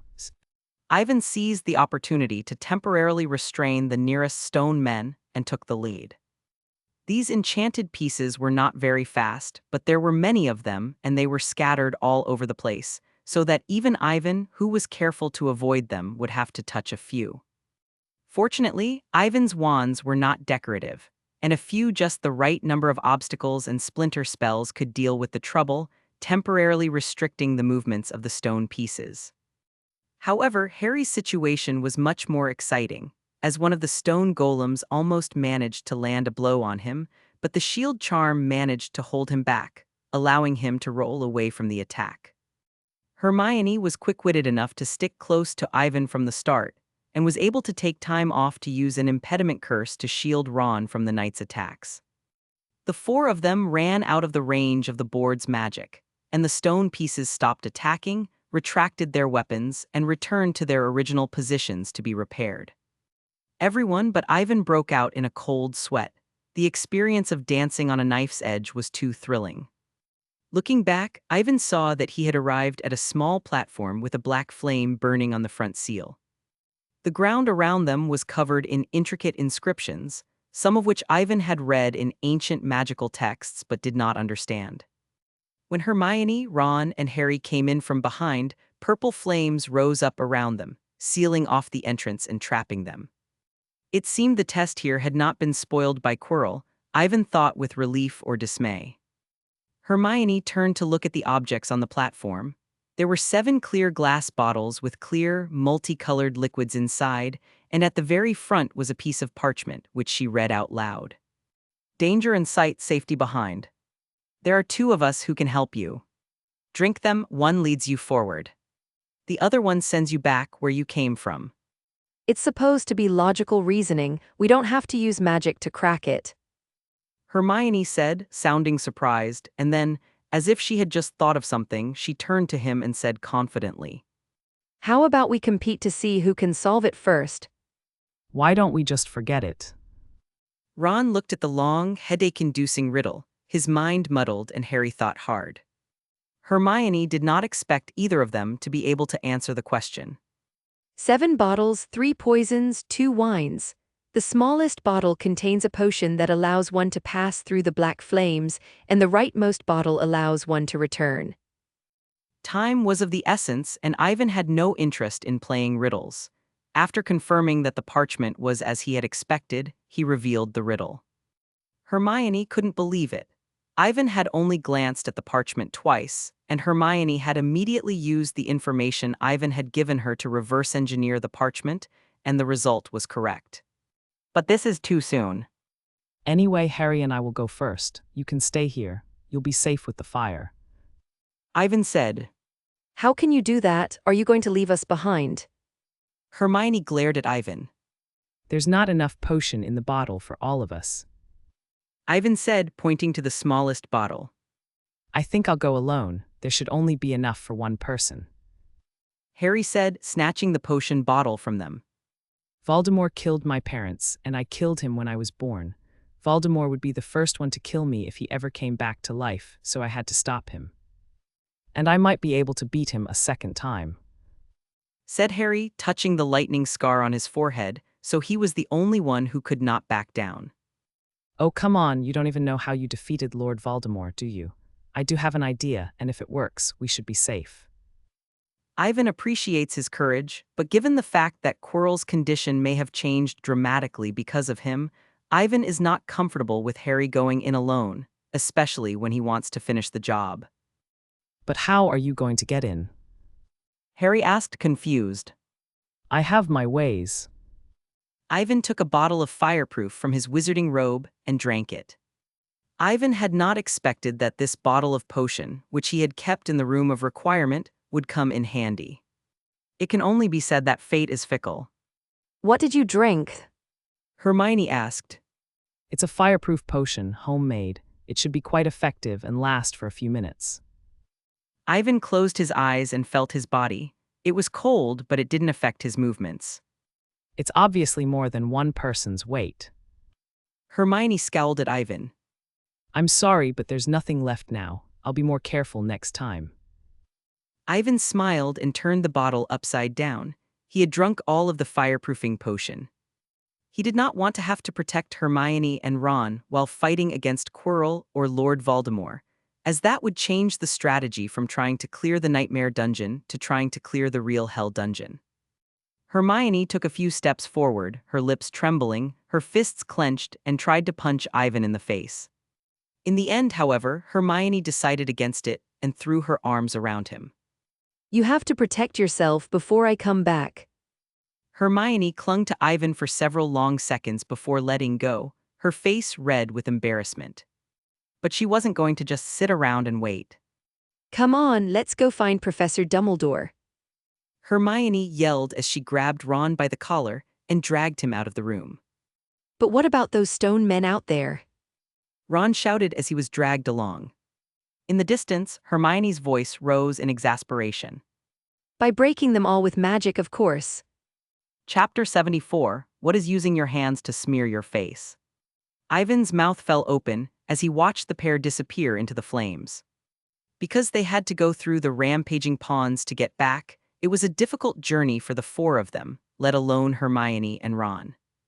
However, staying here did not mean absolute safety. It would be fine if he and Harry won, but if they lost, their enclosed space would not be able to escape from Quirrell and Voldemort. Let's go. Ivan sighed. He'd better worry about himself first. Harry nodded solemnly and gulped down the contents of the bottle, looking like he was ready to die, although he was more confident than he had been in the book, thanks to Ivan. Harry, however, soon found Ivan beside him chanting some sort of strange incantation, and with a flick of his wand, Ivan disappeared. He was alone on the empty platform, apart from the flames that were rising all around him. Ivan, are you still there? Harry was suddenly flustered. I used the disillusionment charm, which has the same effect as your invisibility cloak, and it's right next to you. Ivan said in his ear. Harry calmed down a little, and although he felt strangely weak at not being able to see Ivan, he did not tell him to get out of the situation and go in with him. In this way, they had a better chance of winning. Even if he were to be used as bait, Harry would have no problem with it, as Ivan, unlike him, did not have to face the Dark Lord's responsibilities and obligations, and was instead dragged into it. Before stepping into the black flames, Ivan spoke again, as if he had thought of something. When you get inside, don't panic about what you see and don't get into a fight immediately. Find a way to get close to Quirrell or Lord Voldemort, then restrain him, grab his hand, or stuff it in his face. It's best not to give Quirrell a chance to pull his wand. Harry was nonplussed. He knew about restrictions, but what about using one's hands to cover one's face? Blocking the view. Harry did not understand, but agreed, as he was not one of those old-fashioned wizards who thought it beneath him not to fight with magic. Just be reckless and be done with it. Exchange experience card. Ivan muttered to himself. Ding exchanged, 100 GPA deducted. Harry, Came the deep, gravelly voice from Quirrell's burned-out mouth, a mixture of anger, surprise, and surprise. are you Quirrell or Lord Voldemort? What happened to your body? Despite his fear, Harry forced himself to calm down and approach Voldemort, following Ivan's instructions. And you're asking me why? Voldemort's already turbulent emotions became more furious. It was all because of that useless Quirrell. It took him so much effort to kill a unicorn, and not only did he not get any blood, but he was also hit by a dragon that came out of nowhere. Initially, he managed to forcefully block the attack, but he fell badly. However, before he could recover, his hiding place was ignited by a large-scale fire spell, mixed with a few scorching dragon breaths. The idiot Quirrell was knocked out cold, and his wand was temporarily knocked out of his hand. If he had not taken full control of the body, forcibly cast a spell without a wand, and recovered it in time to escape, the body would have been charred. What made him even more furious was the fact that he had not seen what the attacker looked like, daring to cast a fire charm on a large scale in a place like the Forbidden Forest, even though there were not many such demented wizards in his Death Eaters. Yes, come here, that's it. Voldemort looked at Harry eagerly, but then his voice changed and his face darkened as if he had sensed something. But before that, it's better to get rid of any bugs that sneak in. Chapter 75, Ding, your headmaster Dumbledore is on his way to assist you. Avada Kedavra. A green light hit Ivan where he had been standing, and a deep, hoarse voice filled the hall. With his superior dynamic vision, Ivan was able to duck before Voldemort could swing his wand. Perhaps because of the blood fusion, Ivan felt that his physical strength and other physical attributes had increased, and his body seemed to have become much lighter. Voldemort, possessed by Quirrell, waved his wand in disappointment and was about to cast another spell when Harry charged towards him. Lord Voldemort, disfigured beyond recognition and with not a scrap of flesh on his body, kicked Harry away. If he had been in perfect condition, Voldemort might have been in the mood to enjoy the desperate expressions of the two young wizards in front of him, but his body was in so much pain that he had lost all patience. Harry, who had been hit so hard that he almost threw up his lunch, clutched his stomach and tried to get up. He vaguely saw his other self lying on the ground behind Voldemort in the Mirror of Eris, blinking at him as he placed a stone-shaped object of irregular shape into the pocket of his wizard robe. Harry felt a hard object appear in the pocket of his wizarding robes and guessed what it was, but before he could check, he saw Voldemort raise his wand and aim it at him. Fiery. Cried Ivan as he recovered and cast a fire charm at Voldemort. Flames rose out of nowhere and engulfed Voldemort, but Ivan, a spellcaster, was not amused. Because events had spiraled out of his control, Ivan was unsure if he could best Voldemort in his weakened condition. The fire charm was only able to delay Voldemort for less than a second, and a large cloud of black smoke rose from his broken body, extinguishing the rising flames. Voldemort's face was contorted with rage. The fire charm. Previously, he felt that Ivan's voice sounded familiar, and now he was even more certain that this young wizard in front of him was the one who had caused him to be in such a miserable state. Would you believe me if I told you it was an accident? Yvonne asked sheepishly. He was met by another flash of green light, and Harry was not faring any better, as the black fog that had been spreading around Voldemort was closing in on him too fast for him to escape. Ivan, catch him, I'll hold him off, you run. Avada Kedavra. A green light hit Ivan where he had been standing, and a deep, hoarse voice filled the hall. With his superior dynamic vision, Ivan was able to duck before Voldemort could swing his wand. Perhaps because of the blood fusion, Ivan felt that his physical strength and other physical attributes had increased, and his body seemed to have become much lighter. Voldemort, possessed by Quirrell, waved his wand in disappointment and was about to cast another spell when Harry charged towards him. Lord Voldemort, disfigured beyond recognition and with not a scrap of flesh on his body, kicked Harry away. If he had been in perfect condition, Voldemort might have been in the mood to enjoy the desperate expressions of the two young wizards in front of him, but his body was in so much pain that he had lost all patience. Harry, who had been hit so hard that he almost threw up his lunch, clutched his stomach and tried to get up. He vaguely saw his other self lying on the ground behind Voldemort in the Mirror of Eris, blinking at him as he placed a stone-shaped object of irregular shape into the pocket of his wizard robe. Harry felt a hard object appear in the pocket of his wizarding robes and guessed what it was, but before he could check, he saw Voldemort raise his wand and aim it at him. "Fiery!" cried Ivan as he recovered and cast a fire charm at Voldemort. Flames rose out of nowhere and engulfed Voldemort, but Ivan, a spellcaster, was not amused. Because events had spiraled out of his control, Ivan was unsure if he could best Voldemort in his weakened condition. The fire charm was only able to delay Voldemort for less than a second, and a large cloud of black smoke rose from his broken body, extinguishing the rising flames. Voldemort's face was contorted with rage. "The fire charm." Dumbledore F***CKU. Will it kill you to F** seeking teleport over to help? Ivan finally couldn't help but curse. Ivan wanted to cry when he thought about how Dumbledore was treating him after he had worked so hard for the school these past few days. It seems Dumbledore did not tell you that protective enchantments were placed on Hogwarts, and that no one could use transfiguration here. Voldemort mocked Ivan for his ignorance. Ivan rolled his eyes, thinking how naive Voldemort was to believe Dumbledore's nonsense. It was no wonder that the future was such a mess. How about that old transfiguration? It will be used more than once at Hogwarts in the future, and it will be the kind that will bring people along with it. After all, Dumbledore was headmaster of Hogwarts, and had privileges that others did not have. Hand over the Philosopher's Stone. Lord Voldemort demanded, reaching out with his scorched, withered arm and closing in on Ivan, who was hiding behind cover.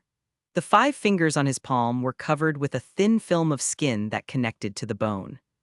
The broken body made it impossible for Voldemort to run, or even to walk fast. Ivan shook his head firmly and did not reply. He did not think handing over the Philosopher's Stone would spare him. Lord Voldemort lost his patience and pointed his wand at the stone in Ivan's hand. The irregular stone quivered in Ivan's palm, but to his surprise, it only quivered twice before it stopped. Voldemort had not thought of this either, but was immediately excited, as it suggested that the stone contained more magic than he could ever have imagined, or it would not have resisted his flight charm at such close range. Therefore, the power of the stone might be able to revive him. A flock of birds.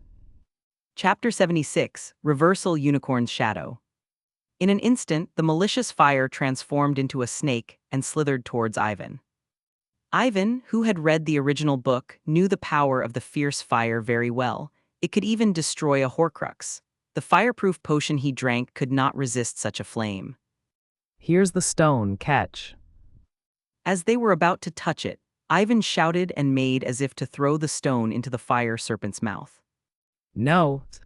Voldemort's serpentine face suddenly contorted, and he forcibly changed the direction of his fire, sending it crashing into a nearby wall.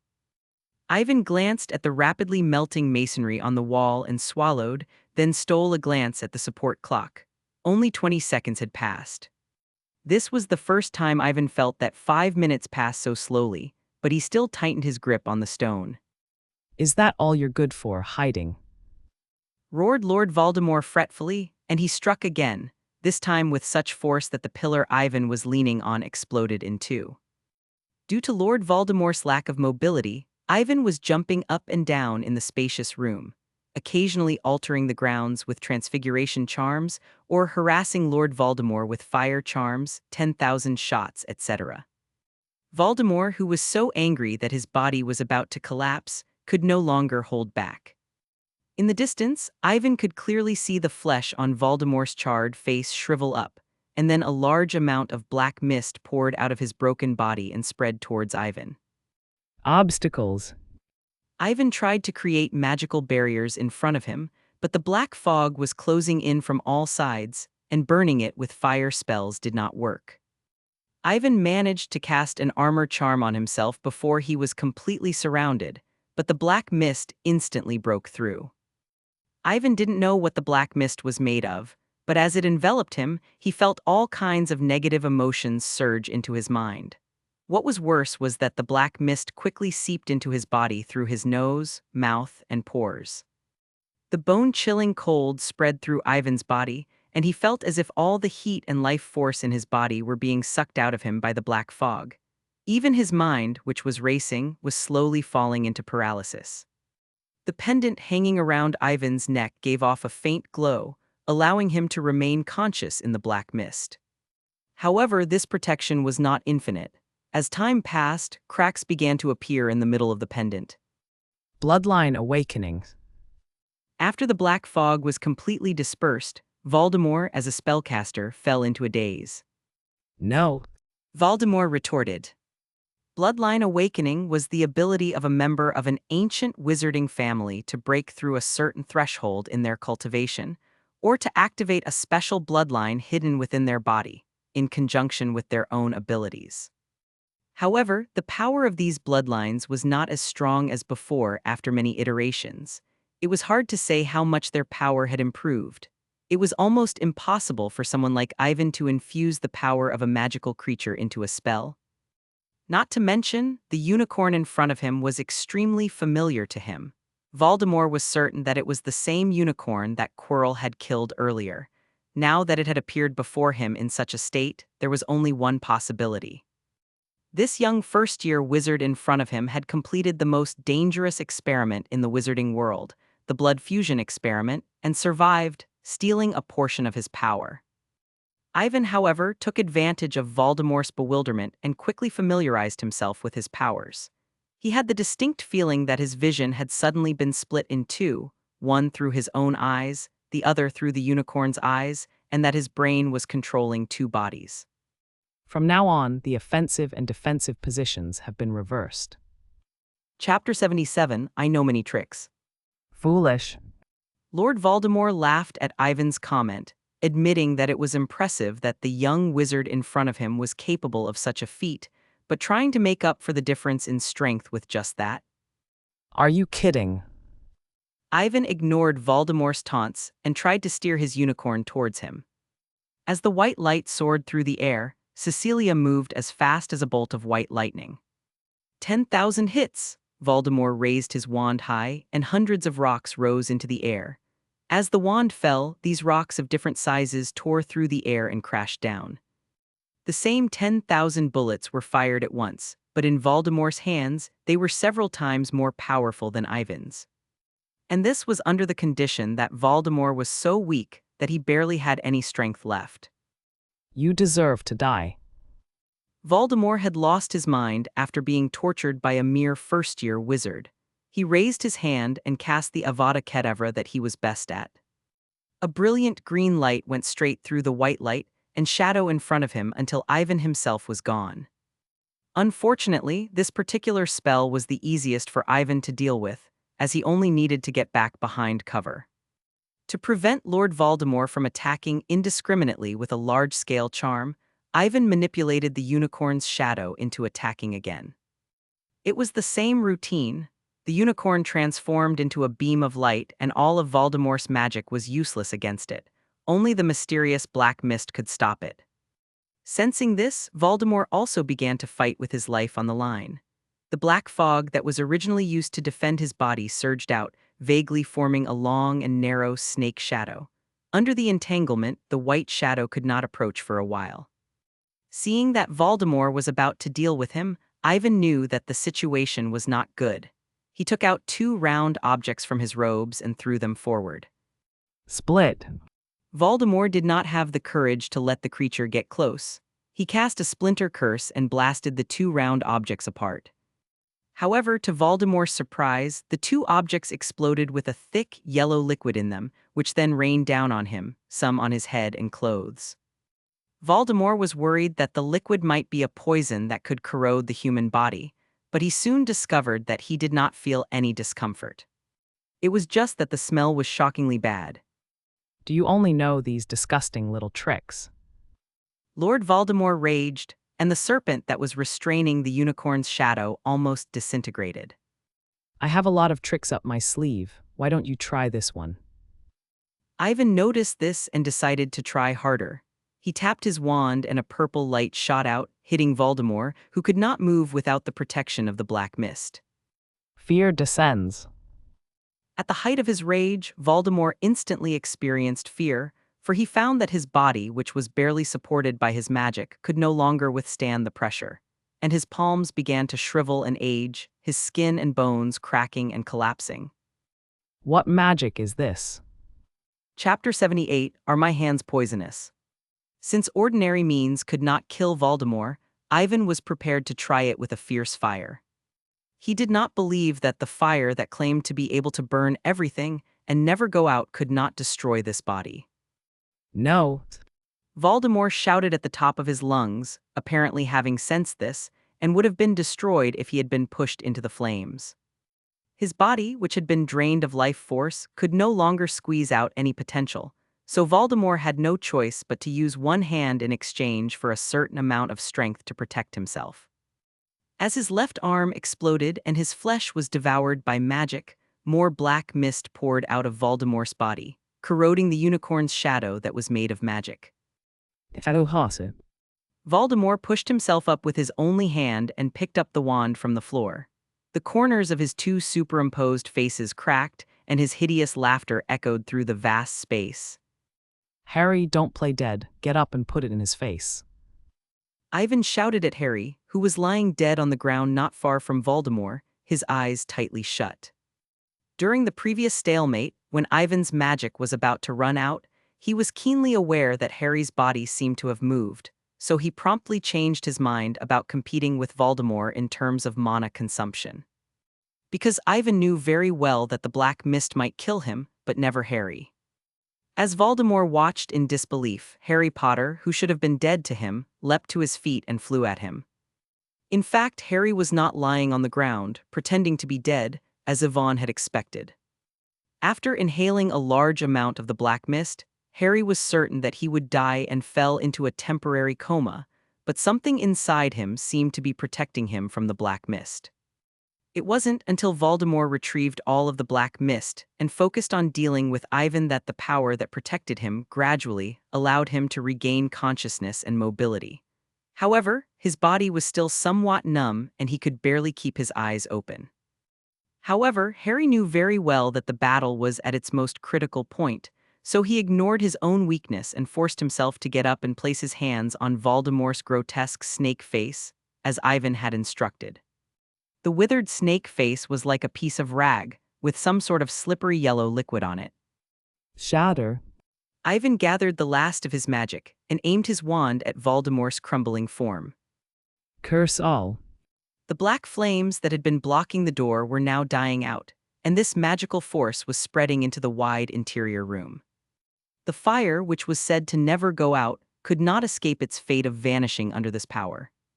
Professor, quick, Ivan and Harry are in there. Chapter 83. 83, we still don't know where you know who was hiding that day 3 years ago. Chapter 79, we still don't know where you know who was hiding that day. Ivan. Hermione's sharp eyes caught sight of the pair lying on the floor, dead or alive. Don't worry, they're fine. Harry sustained some minor injuries, and Hala's just passed out from exhaustion. Dumbledore reminded her after examining her. The events of the day took Dumbledore by surprise, as he did not expect Lord Voldemort to sneak in while the Ministry was on patrol. It was not until his little enchantment on the stone was triggered that he learned of the fighting, but Fudge was still at Hogwarts at the time, so Dumbledore had to spend some time trying to convince the power-hungry fool to go away.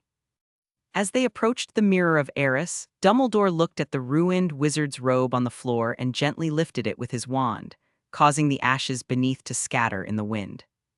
Professor, where's Quirrell? Ron asked when he couldn't see any enemies in the room. Isn't that what you just saw? Dumbledore asked, glancing sideways at Ron. Ron shuddered at the memory of the ashes, unable to imagine what kind of magic could have caused such terrible effects. Dumbledore, however, knew that this was the effect of the Patronus charm in Harry's body, as he had expected, but... Well, go back now, and we'd better get them to Madame Pomfrey. Dumbledore waved his wand and used a levitation charm to lift Ivan and Harry off their feet. Hogwarts hospital bed. When Ivan opened his eyes, he was so tired that he thought he might have been transported back in time. He saw a white ceiling and a familiar white sheet. Fortunately, the ancient decor and the smell of strange potions reminded him that he was in the Hogwarts hospital wing. He sat up with his head in his hands. It was like waking up the next day with a hangover, and Ivan decided that he would never again be able to spend all his magic. Ivan looked around the room. The table was piled high with presents, most of them small gifts like sweets, but there were also small cards with words like blessings. There was no sign of Harry in the bed next to him, presumably having been discharged before he woke up. So how long have I been asleep? Ivan asked, his stomach feeling empty. He would have eaten an entire roast lamb if it had been in front of him. No, where's my stone? Chapter 80, Professor, where did you hide my philosopher's stone? As Ivan ruminated, a gentle female voice filled the room. I suggest you stay in bed a little longer when you first wake up. It's best not to move. Ivan turned to see Madame Pomfrey approaching from the other side of the room. She had a serious expression on her face and was holding a large bowl in her hands. Here, drink this potion first. Ivan looked at the grayish-black liquid in front of him, which had an unknown substance on it, and grimaced. However, he still obediently drank the potion.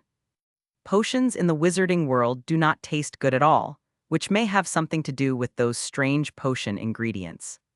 Flower of Tranquility.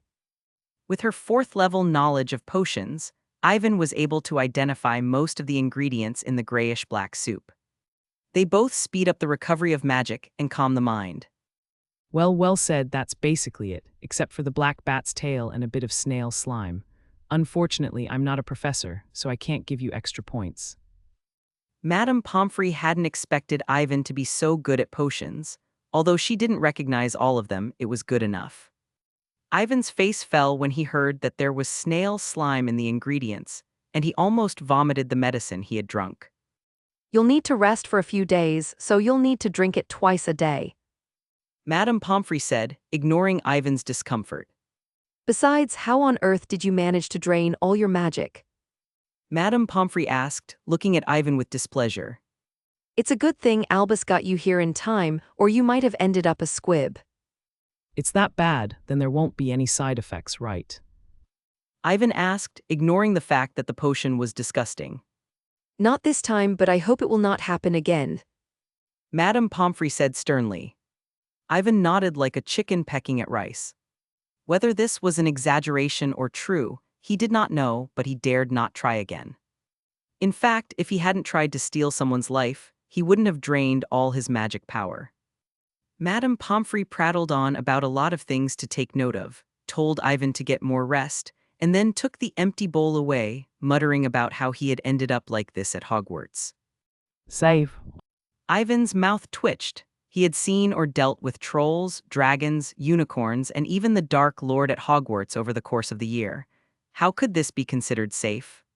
How dangerous would it be elsewhere? Ivan's mind was racing, as the door to the hospital wing was pushed open again by Dumbledore. Today, the headmaster was wearing a striking purple robe and a dark red scarf. He seemed to be in a good mood. After chatting with Madame Pomfrey at the door, he walked towards Ivan. Ivan once again used occlumency and painfully spent 100 GPA points to exchange for the experience card mode. His occlumency level was too low. Although Madame Pomfrey felt that you should eat something light, I thought I should ask for your opinion first. What do you say? Would you like something to eat?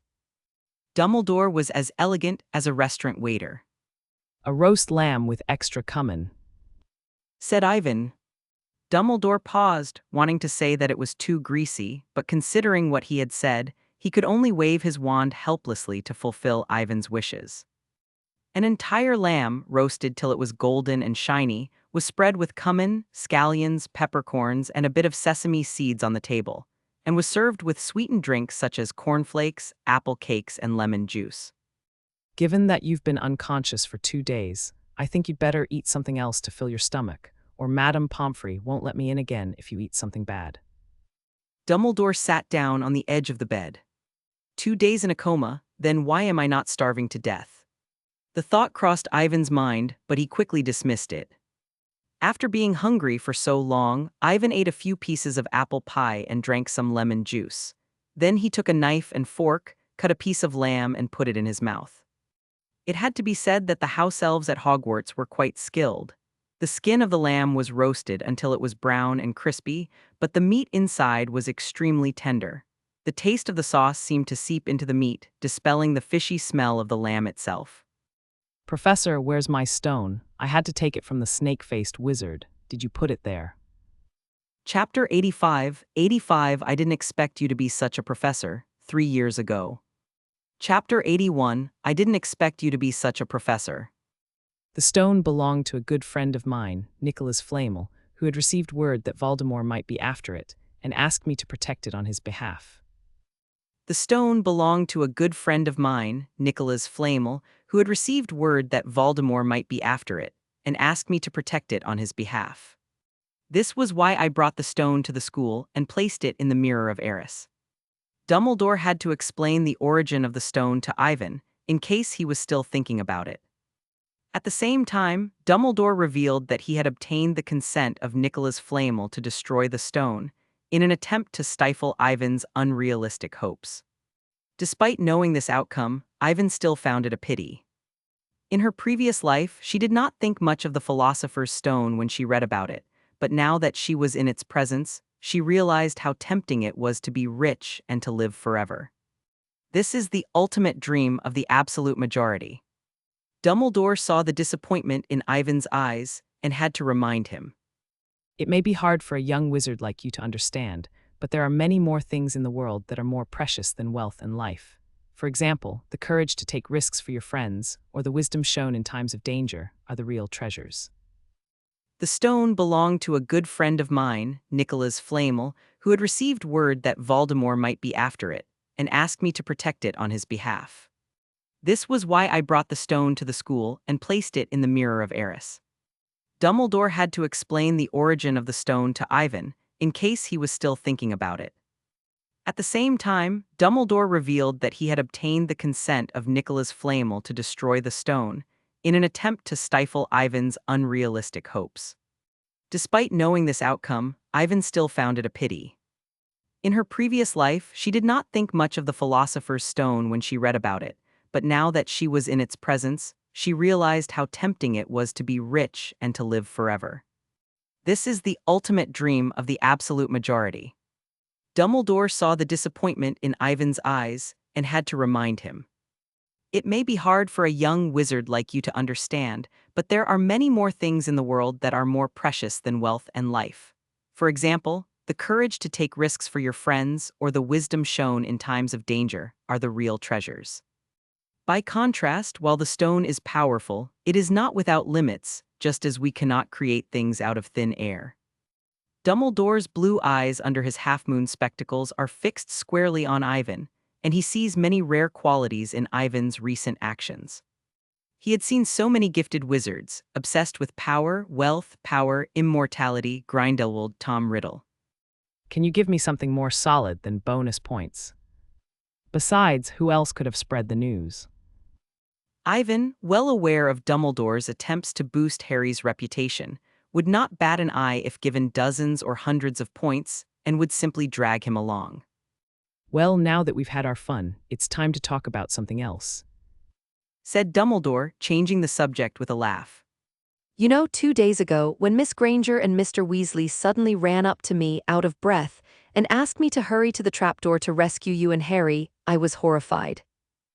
The stone belonged to a good friend of mine, Nicholas Flamel, who had received word that Voldemort might be after it, and asked me to protect it on his behalf. This was why I brought the stone to the school and placed it in the Mirror of Eris. Dumbledore had to explain the origin of the stone to Ivan, in case he was still thinking about it. At the same time, Dumbledore revealed that he had obtained the consent of Nicholas Flamel to destroy the stone, in an attempt to stifle Ivan's unrealistic hopes. Despite knowing this outcome, Ivan still found it a pity. In her previous life, she did not think much of the Philosopher's Stone when she read about it, but now that she was in its presence, she realized how tempting it was to be rich and to live forever. This is the ultimate dream of the absolute majority. Dumbledore saw the disappointment in Ivan's eyes and had to remind him. It may be hard for a young wizard like you to understand, but there are many more things in the world that are more precious than wealth and life. For example, the courage to take risks for your friends or the wisdom shown in times of danger are the real treasures. By contrast, while the stone is powerful, it is not without limits, just as we cannot create things out of thin air. Dumbledore's blue eyes under his half-moon spectacles are fixed squarely on Ivan, and he sees many rare qualities in Ivan's recent actions. He had seen so many gifted wizards, obsessed with power, immortality, Grindelwald, Tom Riddle. That's Harry's doing, Professor. He touched Voldemort and his body collapsed. Ivan took no credit, trying to make himself invisible. Of course, I know, it's the protective spell in Harry's body. It's the power of love. Dumbledore nodded. Having seen the scene, he knew exactly what was going on. But I'm more curious as to how you managed to hold Voldemort back for so long on your own, as I was able to glean information from Harry that was not thorough enough. Said Dumbledore. Voldemort may have been weak to the point of having only a soul left and controlling a broken body, but he was still more than a match for a first-year wizard. He was also interested in the sudden change in Ivan 2 days ago. Yvonne was dying to ask Dumbledore what Harry had told him so she could think of something to say.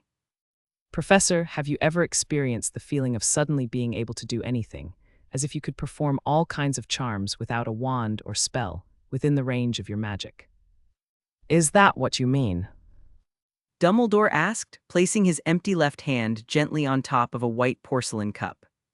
The cup suddenly twisted and stretched, and a few seconds later, an owl with snow-white feathers appeared in front of Ivan. The owl's eyes were very intelligent. When it discovered that it was in an unfamiliar place, it was so frightened that it tried to fly out of the hospital wing.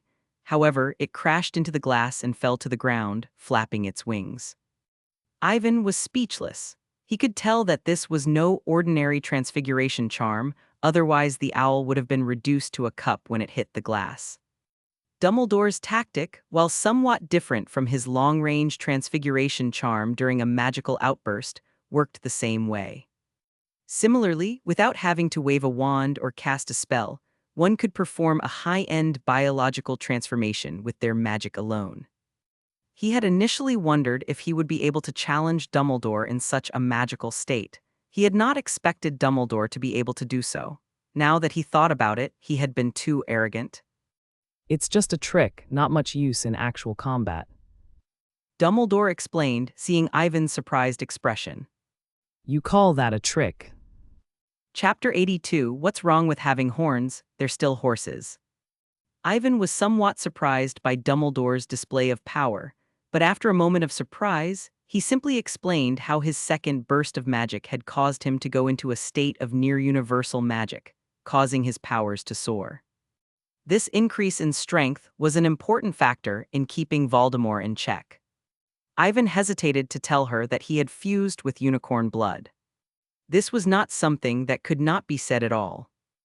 After all, he was the one who found the origin of blood in the restricted section, and the missing parts could be explained by the fact that there were similar books in the house that could be used to complete the book, although there was a chance that Dumbledore would see through it. Ivan felt that the worst thing he could do was steal Snape's potion and sneak into the restricted section to read. This could be a blood awakening. This was the second time Ivan had heard the term, and he recalled Voldemort mentioning it to him during their battle. His copy of the Bloodline origin did not contain much information on this subject, and he wondered if it was in the missing section. The House of Hales. Dumbledore did not immediately respond to Ivan's question, instead remaining lost in thought. He knew a thing or two about Ivan's family, the Hales, and they did not seem to have any special blood ties. Of course, there was also the possibility that Ivan's mother, Ija, had inherited the blood, so he didn't know much about the situation there. Dumbledore considered this for a moment before answering Ivan's question. Simply put, an ancestor used various methods to fuse with the blood of magical creatures, stealing their powers and passing them down through the generations. This power diminishes over time so that generations later, the offspring are no different from ordinary wizards. However, there would always be a small number of these children who were exceptionally talented. However, when their strength reached a certain level, or when they were provoked by chance, they would be able to stimulate the hidden power in their bodies. The best of them were able to infuse the power of magical creatures into their magic with ease, displaying incredible abilities. Ivan nodded, which was similar to what he had guessed from the book, although Dumbledore had said more. Is your family like this, then? Ivan asked, pretending to be curious as he recalled the contents of the Bloodline origin. Ivan remembers that it seems that not everyone in the Dumbledore family could summon a phoenix, and that the only people who could were the headmaster and Credence Bareburn's Aurelius Dumbledore. Dumbledore fell silent again, his blue eyes looking at Ivan as if he were someone else. He seemed to have traveled back decades. What's wrong, sir? Yvonne asked curiously. Nothing, except that I was asked the same question many years ago, Said Dumbledore after a long pause. Ivan had a vague idea who it was, and was annoyed with himself for asking something he shouldn't have, but Dumbledore suddenly laughed. I'm glad you're not like him. You have something he doesn't. Ivan is relieved to see that he did not go to all that trouble to clean up the mess, and that Dumbledore still has feelings for him. Headmaster Dumbledore, the ministry is looking for you. They insist on waiting for you in front of the headmaster's office. As the tension began to ease, Madame Pomfrey opened the door and entered, glancing at Ivan as she did so. Also, I think it's time for Hales to get some rest. Dumbledore nodded. The Ministry of Magic was still slow to react. He had reported Quirrell's execution 2 days ago, and they had not sent anyone to deal with it until now. This was a far cry from the investigation of the dragons, and if Fudge and his Ministry of Magic had been able to put their competitive spirit into proper business, the wizarding world would not be in such a mess. Professor, is Ivan awake? Hermione asked when she saw Dumbledore. Harry and Ron looked over at the same time. Well, he seems to be in pretty good shape, but as Hulse has only just woken up, I'm guessing you'll have to convince Madame Pomfrey to let you in. Dumbledore smiled. Dumbledore then seemed to think of something and looked at Harry. Harry, you said that during the battle, Hales cast an illusory shadow. Can you tell us what that shadow looked like? Harry tried to remember, but he was lying on the ground, so he could only see an outline. Chapter 83, Exams Before Leaving School. 2 more days later, Ivan was finally allowed out of the hospital wing, having spent so much time there that he was beginning to rust. He had had enough of lying in a hospital bed and having to drink medicine every day. Yvonne would have been released from the hospital if Madame Pomfrey had not insisted that the consequences of giving up her education were severe. However, life did not go as planned, as it was not long before the end-of-term exams. On his first day out of bed, Hermione presented him with a thick stack of books. History of Ancient Magic, Standard Spells, Beginner's Guide to Transfiguration, Encyclopedia of Basic Magic. With exams in a week, I think you need to make up for all the time you've wasted. Hermione suggested as she sat down next to Ivan. I remember these books, we've read them before, haven't we? Yvonne said blankly. How is that the same? We have to memorize all these books if we're going to have a perfect exam. Hermione vowed, speaking again before Ivan could retort. I've memorized them all. Also, the professor has given many new lectures in your absence. I'll tell you everything later. Ivan felt a headache coming on as he looked at the pile of books which were half his height. He had no interest in revisiting what he had already understood. Ivan turned to look at Harry and Ron, who were watching the proceedings with interest. Noticing Ivan's gaze, Harry quickly stood up the book in his hand, and Ron even held it upside down but pretended to study hard. They didn't want to attract Hermione's attention. They wouldn't be able to memorize all these books even next year. Because they're hopeless. Hermione stammered. Harry and Ron are left speechless with their heads buried in their books. Ivan howls. Professor McGonagall's voice came out of the classroom. Ivan pulled himself together and went in. The classroom was empty except for a long table. Professor McGonagall was not looking at him, but was staring at the exquisite buttons on the table. Apparently, they were Hermione's exam papers. Professor McGonagall, may I begin? Ivan asked eagerly, taking his wand from his sleeve. Of course, but I don't think these quiz tests will be difficult for you. Professor McGonagall looked up at Ivan with satisfaction in her eyes. She even drew a large O on her report card in front of Ivan. Whether it was the grimace she had seen on the fourth floor or the stretcher Ivan had transfigured in front of her a few days ago, Professor McGonagall knew that Ivan's transfiguration skills far exceeded those of his peers.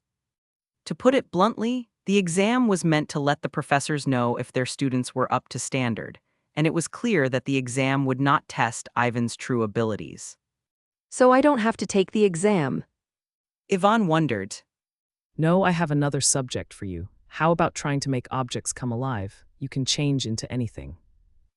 Professor McGonagall took a new piece of wood out of her drawer and promised that whether Ivan succeeded or not, it would not affect his exam results. It's just an extra test. Wait. Chapter 84, Stop Your Bold Idea, Owl is a Wizard's Best Friend. McGonagall, on the other hand, had been in shock since the beginning of the transformation. She could see what Ivan was doing. About a minute later, an owl with snow-white feathers appeared in front of them, cooing and looking around curiously. However, Ivan exhaled slowly and spoke gloomily. What a pity. Ivan was disappointed. Although the owl was exactly the same as the real one, the transformation was temporary and lasted only a little longer, as he failed to change its nature in the end. It was the closest he ever came to success. It's not a pity, you've gone far beyond my expectations. She felt that even Dumbledore could not have done what Ivan did in his first year. However, after the praise, Professor McGonagall's face darkened and she questioned him. What were you doing with your body just now? I almost thought you were performing a dangerous animagus transformation. Fortunately, you didn't go too deep, or I would have interrupted your transformation. So that's how the animagus are trained.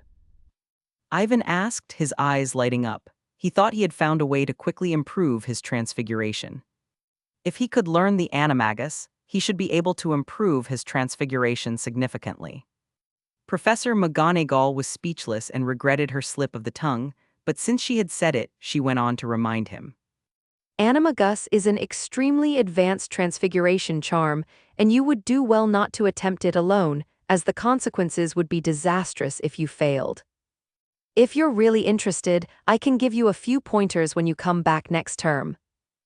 Professor McGonagall hesitated, unsure if she should give Ivan access to such high-end transfiguration techniques. However, she knew very well that she could not be dissuaded. Instead of letting Ivan try it in private, she would teach him herself. Ivan, of course, agreed without hesitation. He wouldn't have been stupid enough to try it himself if he had someone willing to teach him. After all, it was his own body that the animagus was transfigured into. What if he made a mistake? Other than Dumbledore, who he preferred not to interact with too much, Professor McGonagall had the highest level of transfiguration at Hogwarts. If that's all right with you, then let's make a pact that you won't try to analyze your body with magic until next term. Professor McGonagall warned. Can I parse anything else that's alive? Yvonne asked, well aware that her transfiguration charms were no longer useful to her if she wanted to improve her proficiency. Only by performing high-end biological transformations like this could he gain some proficiency. With this in mind, Ivan looked at the owl he had transformed into and focused his attention on Marka in the dormitory. Professor McGonagall could see this and snapped. Owl is a wizard's best friend, and no wizard will harm his owl without good reason. Professor McGonagall added. Perhaps you could experiment on a toad or mouse. Were they not friends of the wizard? Ivan opened his mouth to complain. Professor, you're discriminating against species. Ron and Neville will cry. Ivan didn't get a chance to complain, as Professor McGonagall kicked him out of the school on the grounds that if he stayed any longer, no one else would have to take the exam. Before leaving, Professor McGonagall warned Ivan not to get too full of himself. Don't forget to revise your textbooks at home, read more books. I'll take the exam again. If you don't meet the requirements, don't blame me for breaching the contract. Ivan nodded. He wasn't going to get cocky just because he had some skill. Ivan had realized how weak he was when he was fighting Lord Voldemort's remnant soul. Even when Lord Voldemort was barely able to move, Ivan had to rely on his protective magic to defeat him. If he were to face a real Dark Lord, he would not even be able to resist. Therefore, Ivan had already made up his mind to take advantage of the long holidays after leaving school. However, it seems that young wizards cannot perform spells outside of school. Ivan felt a headache coming on as he recalled the wands sold at Ollivander's in the book, each with a trace on it, which the Ministry of Magic could easily check to see if they were in use, and would not disappear until the young wizards graduated from Hogwarts. This meant that unless he found a way to get his hands on another adult wizard's wand, he would spend the summer reading in his room. After all, the Ministry of Magic was extremely strict when it came to such things. As long as a young wizard was caught casting spells off campus, the first warning, the second expulsion, and the third break the wand. Not everyone was the famous Harry Potter, and Ivan did not feel he would be exempt. Frustrated, Ivan walked out of the classroom, where Harry and the others who had been waiting for a long time thought he had failed his exams. Ivan, it's all right to slip up once in a while. We all know you're very good at transfiguration. Hermione assured him. Harry and Ron nodded in agreement. Underperformed, no. Professor McGonagall gave me the highest score on the spot. Ivan knew that they had misunderstood and waved his hand. Then why don't you look happy? Harry wondered, and since Yvonne had been inside for so long, he should have been quick. Professor McGonagall gave me an extra quiz, but I didn't pass. Ivan explained half-heartedly. He couldn't very well claim that he was trying to worm his way into the Ministry of Magic so that he could cast spells outside of school, could he? Harry Potter. Harry was about to ask what kind of quiz it was when Professor McGonagall called out to him, prompting him to go ahead. Pushing open the door, Harry saw a snow-white owl on the right-hand table with round buttons underneath.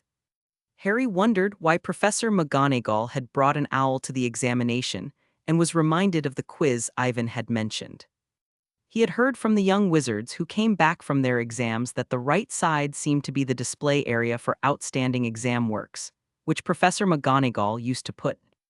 A little. Chapter 85, I'm a mysterious person I'm spoiling for dung bombs. Hermione, who was outside the examination room, was also asking about the quiz, and was upset when she learned that Ivan had conjured an owl out of a piece of wood. Hermione had thought that after all the hard work she had put into her studies, she would be able to close the gap a little, but instead the gap was widening. What's wrong with you guys? It's not time to announce the results yet, is it? Yvonne asked curiously. No, but we must have flunked it. Fred said with a sigh, then turned his attention back to George. It's all your fault, George. I told you to put your research aside for now and review your exams a few days before they start. So, did you study hard? Who was the one who stayed in the room until after midnight yesterday? George asked, rolling his eyes. I was studying answering quills, the kind that write their own answers. For exams, unlike you. Fred argued. Yes, and it turns out this answering quill can only write the questions we know, which is absolutely the worst invention. George complained. He had trusted Fred so much that morning, but he was shocked when they arrived at the examination hall. An automatic answering quill, not bad for homework. Professor Binns has quite a good temperament. Generally speaking, as long as the answers aren't too ridiculous, you should be able to pass. Yvonne said, trying to comfort him. That's right, that's what I thought, so I snuck in a skiving snack box, got a nosebleed, and tried to act like I wasn't feeling well to get sympathy. It went well at first, but... George shrugged. And Fred ate it. Yvonne had an idea what was going on. They must have been thinking the same thing. Professor Binns was sometimes a little confused, but he was not stupid. 2 students had nosebleeds that could not be stopped. So we're screwed. George and Fred looked at each other and felt like crying. I can only wish you the best of luck. Ivan said, waving his hands in a gesture of helplessness. Forget it, let's not talk about this anymore. Did you use the dung bombs we gave you? How do you feel about it? We're going to sell them at school next semester. George quickly composed himself and asked. I used it on Quirrell, and it worked. Ivan said with an odd expression. When you and Harry defeated Professor Quirrell in the basement, tell us about it. Fred was suddenly excited. George had a whole new idea. Maybe next term we can put it in a blurb and get Quirrell's picture on the packet. It'll sell like hot cakes. Ivan's mouth twitched as he listened to George's antics, gaining a new understanding of their ability to court death. Don't you have any shame, Dark Lord?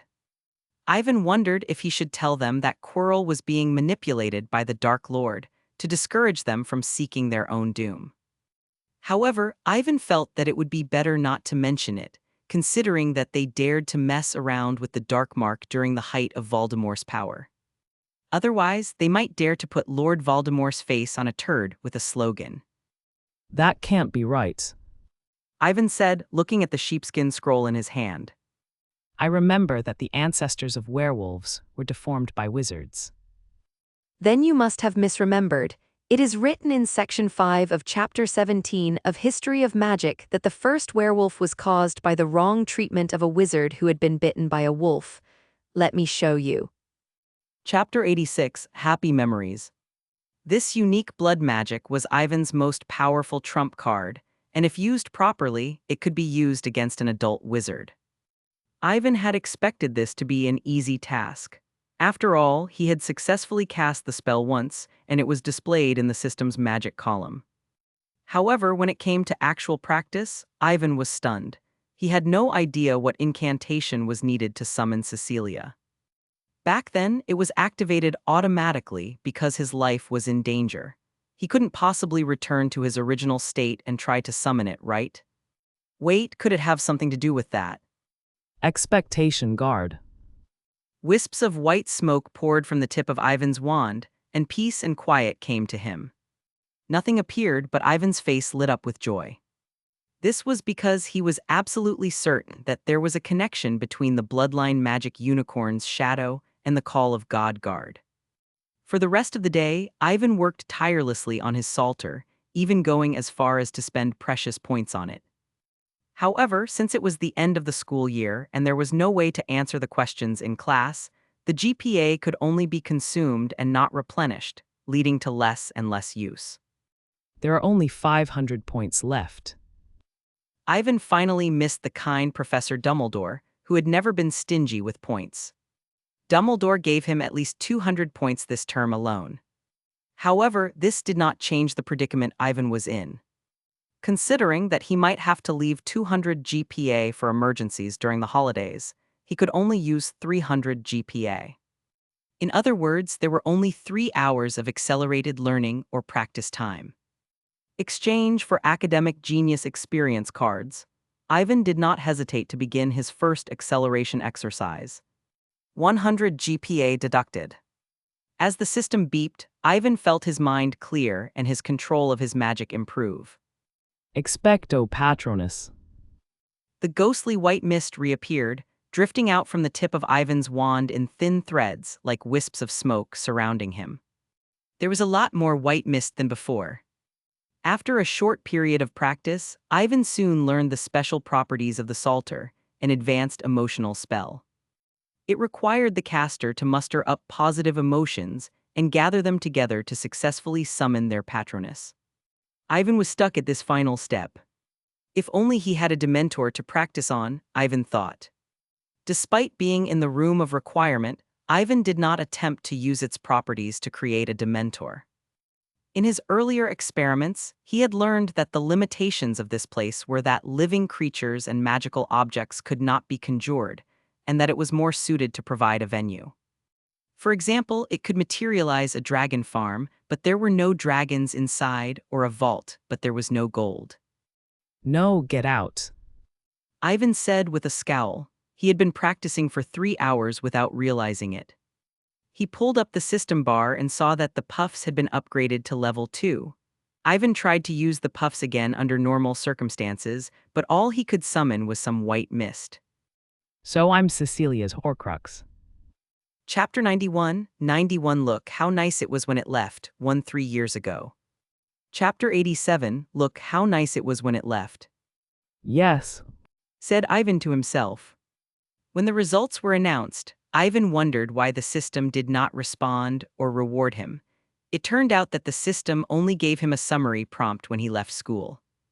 As of today, your performance in this school year is as follows. Evaluation, excellent.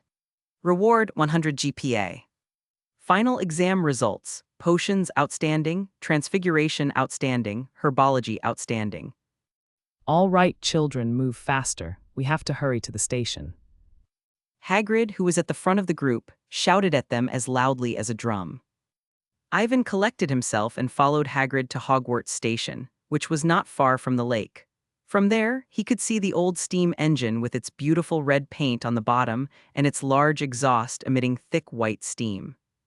Yvonne was surprised that her first trip on the Hogwarts Express was on her way out, which was unusual. Is this your new pet, a mouse? What about Marka? Harry asked, puzzled by Ivan's strange behavior. It's not a pet, it's just a prop for transfiguration practice. Ivan explained, closing his eyes and pouring as much magic into the rat as he could. Hermione and Ron turned to look curiously at Ivan's actions. However, all they saw was Ivan holding his wand to the rat's forehead and then standing there stunned. Is this really going to work? Ron muttered. To analyze objects with magic is a prerequisite for learning advanced transfiguration. Ivan said, opening his eyes. Like you transformed into an owl. Harry asked curiously. Ivan nodded. Something like that. He didn't mention the animagus transformation, which was the right way to look at it. Harry and the others were intrigued. They knew how powerful Ivan's transfiguration was, but they did not expect him to practice it in such a manner. Ivan didn't stop them and allowed them to try. The rats were everywhere, and he had caught more than one at Hogwarts. Harry tried to keep his body as straight as Ivan's had been, his wand touching the mouse's forehead as he tried to infuse it with magic, while Hermione watched curiously. Ron remembered that he had a rat of his own, so he grabbed Scabbers, who was gnawing on a flavored bean, and used his wand to try and channel some of his own magic. Scabbers was momentarily scared out of his wits, and he let out a piercing shriek of terror, but Ron grabbed him by the tail and he was unable to run, and could only twist his body to avoid Ron's wand. Don't move, let me do my spell properly. Ron held Scabbers down and pushed the wand against his head. Scabbers looked as if he had lost all hope, but at that moment, a noise from Harry's side attracted Ron's attention. Rat, who was lying unconscious on the table, began to convulse rapidly after being injected with Harry's magic. He was foaming at the mouth, and a few seconds later, his legs gave way and he went still. Scabbers' eyes widened when he saw this. He thought he might not live to see another day. Harry looked embarrassed. He had just lost a little bit of his magic, and now this was happening. It doesn't matter. I've already put a stunning spell on the rat, and it passed out peacefully. Ivan waved his hand, indicating that he was a very humane wizard and would never mistreat an animal. even if it's just a mouse. That's Ron abusing rats. Chapter 88 Platform. Ivan's mind turned, and he looked at Scabbers with fire in his eyes. The risk of an animagus transfiguration was extremely high, and countless talented wizards and witches had fallen victim to it, resulting in only 7 animagi being registered in the wizarding world. There were probably no more than 30 people, even if you counted those who were careful to conceal their lack of registration. It was obvious how difficult it was to transform. Until then, if one could analyze the body of an animagus, the risk of transformation might be greatly reduced. Ivan's gaze was followed by everyone else's. Ron was now holding the grayish-black rat down on the table, and it was trembling under the gaze of 3 pairs of eyes that were glistening with tears. He simply couldn't understand what Hogwarts house had been like all these years. Even first-year wizards were so brutal. Ron, let me help you. I haven't used the stunning spell yet. Hermione felt sorry for it and decided to knock it out so that Ron wouldn't suffer too much during his experiments. However, Scabbers did not dare to let these cruel little wizards touch him again. He, who had a strong desire to live, was now possessed by a drama queen. After witnessing the tragic death of his own kind, he let out a scream, rolled his eyes, kicked his legs, and lay motionless on the table, looking like he was about to die. Ron didn't want to try it, as Scabbers was his pet and his mother wouldn't buy him a second one if he accidentally killed Scabbers like Harry. Scabbers, pretending to be dead, breathed a sigh of relief when he heard Ron's words, but in the next second there was a flash of light and Scabbers passed out. Ivan, if Scabbers is going to be like this, why don't we just forget it? Ron asked with a frown. I'm not Harry and I'm not going to hurt Scabbers. Ivan reassured him, then continued. If anything goes wrong, I'll buy you a brand new one. Owl, mouse, toad, cat. It's important for the transfiguration I have to practice. Ivan said, looking at Ron. Ron looked at Scabbers, who was black and ugly, and thought about the new pets in the pet shop, and quickly made a decision. Well, if it helps you.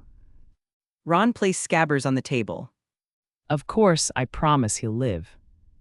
Ivan smiled, unsurprised by Ron's decision. Ron cared so much about Scabbers because it was one of the few things he had. Although this pet was also a gift from his older brothers. Whoa.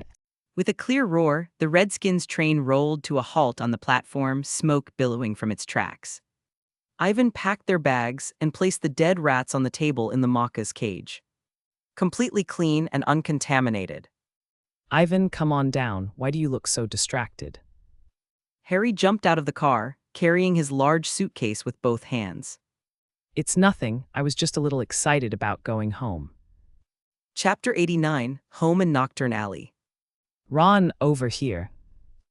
In the crowd, Ivan saw someone waving at them. It was a middle-aged man with red hair and a portly appearance. Ivan saw him nod kindly at him.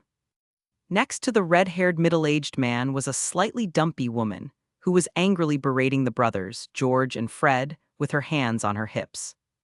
Yvonne immediately understood that they must be Mr. and Mrs. Weasley, and that George and Fred had been reprimanded because they had been caught out about the incident with the history of magic. My dad's calling me, so I'm going to head over first.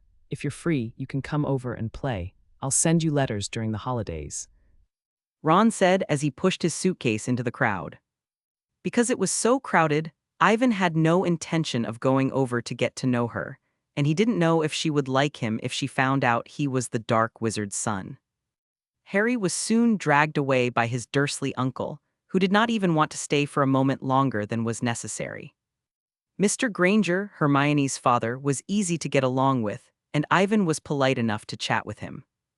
Most of the young wizards were picked up, and the crowd had thinned considerably. Ivan was trying to find his mother, Alicia, in the crowd when he suddenly became aware of a hand on his shoulder. The wand in Ivan's sleeve was in his hand, but before he could do anything, it was in his hand. The smell of lavender wafted up from behind Ivan, and he let his guard down as he remembered his mother's perfume. As expected, the next moment, Alicia's distinctive, deep voice sounded in his ear. I haven't seen you in a year. You look taller and cuter. Do you miss your mother these days? Of course. Ivan lied helplessly. He turned around and saw a beautiful witch behind him. She was wearing a dark green wizard's robe that seemed to have been carefully cut to retain its original vintage style and accentuate her figure. She looked extremely charming and did not seem to be in her 30s. Yvonne was uncomfortable being so close to a beautiful, strange woman, even if she was her mother in name. You want to, then why didn't you send even one letter back? Alicia's smile faded, and she flicked Ivan's head with her index finger in annoyance. Yvonne stammered as she tried to find an excuse. She glanced at the snow-white owl in the cage and had an idea. I sent it. For all I know, the Maca found the wrong place along the way. You know, I just bought it at the beginning of the school year, so I don't think Marka knows the way home. Ivan quickly passed the blame to Marka, who stayed in her cage and looked at him innocently. Is that so? Said Alicia, smiling at him. Ivan swallowed, feeling the air around him chill. Alicia did not expose Ivan's lie, but looked at the owl in the cage and smiled. I happened to learn a new dish yesterday. It's called owl soup. Why don't we just eat it tonight? Owl soup. Ivan's mouth twitched. You don't have to be so mean, do you? But I heard Professor McGonagall say owls are a wizard's best friend, and no wizard would ever hurt an owl. Ivan tried to calm her. Really, there's nothing against cooking owls at the Ministry of Magic, Said Alicia, taking Ivan by the wrist and pulling him out of the station. Even if there were rules, would you listen to the ministry? Ivan thought about it helplessly but did his best to put in a good word for Marka. In the end, he decided against it. The reason was simple: changing pets cost a lot of money. I'm going to use the flu powder and the fireplace, Said Alicia in a hard tone, ignoring the drunks. Her face was grim and she was not as gentle as she had been in Ivan's presence. This behavior is unpleasant, but it does sometimes reduce a lot of unnecessary trouble. Of course, do as you please. The owner of the pub was a good-natured man. When he received the money, he reminded them that the flu powder was in a box on the mantelpiece. You go first, don't move when you get there. Remember Knockoff Alley. Alicia grabbed a handful of flu powder and handed it to Ivan. Yvonne wondered why he didn't just teleport her to his house, but then decided to use flu powder, which lit up the fireplace with fluorescent sparks. Turnover Alley. Chapter 90, Conflict and the Eye of Detection. When the light returned, Ivan found himself in a brand new place, presumably a shop, with poor lighting and a dark interior, with transparent glass covers on top of cabinets. The one nearest Ivan had a small skull that looked as if it had been specially treated, with deep scratches on either side. The other glass cases also contained a variety of objects: dried human hands, blood-stained poker cards, jagged chandeliers, each stranger than the last. Did you do something to them? Ivan asked, noting this and wondering if Alicia had gone after the drunks. What were you thinking? It's the leaky cauldron, and if you cause trouble there, the ministry will be here any minute. Alicia shook her head. Yvonne did not believe him. What could a dark wizard do against a couple of drunks? However, the drunkards had it coming. From what he could remember of Alicia's methods, they would not die, but they would suffer. Don't even think about it, just stay close to me.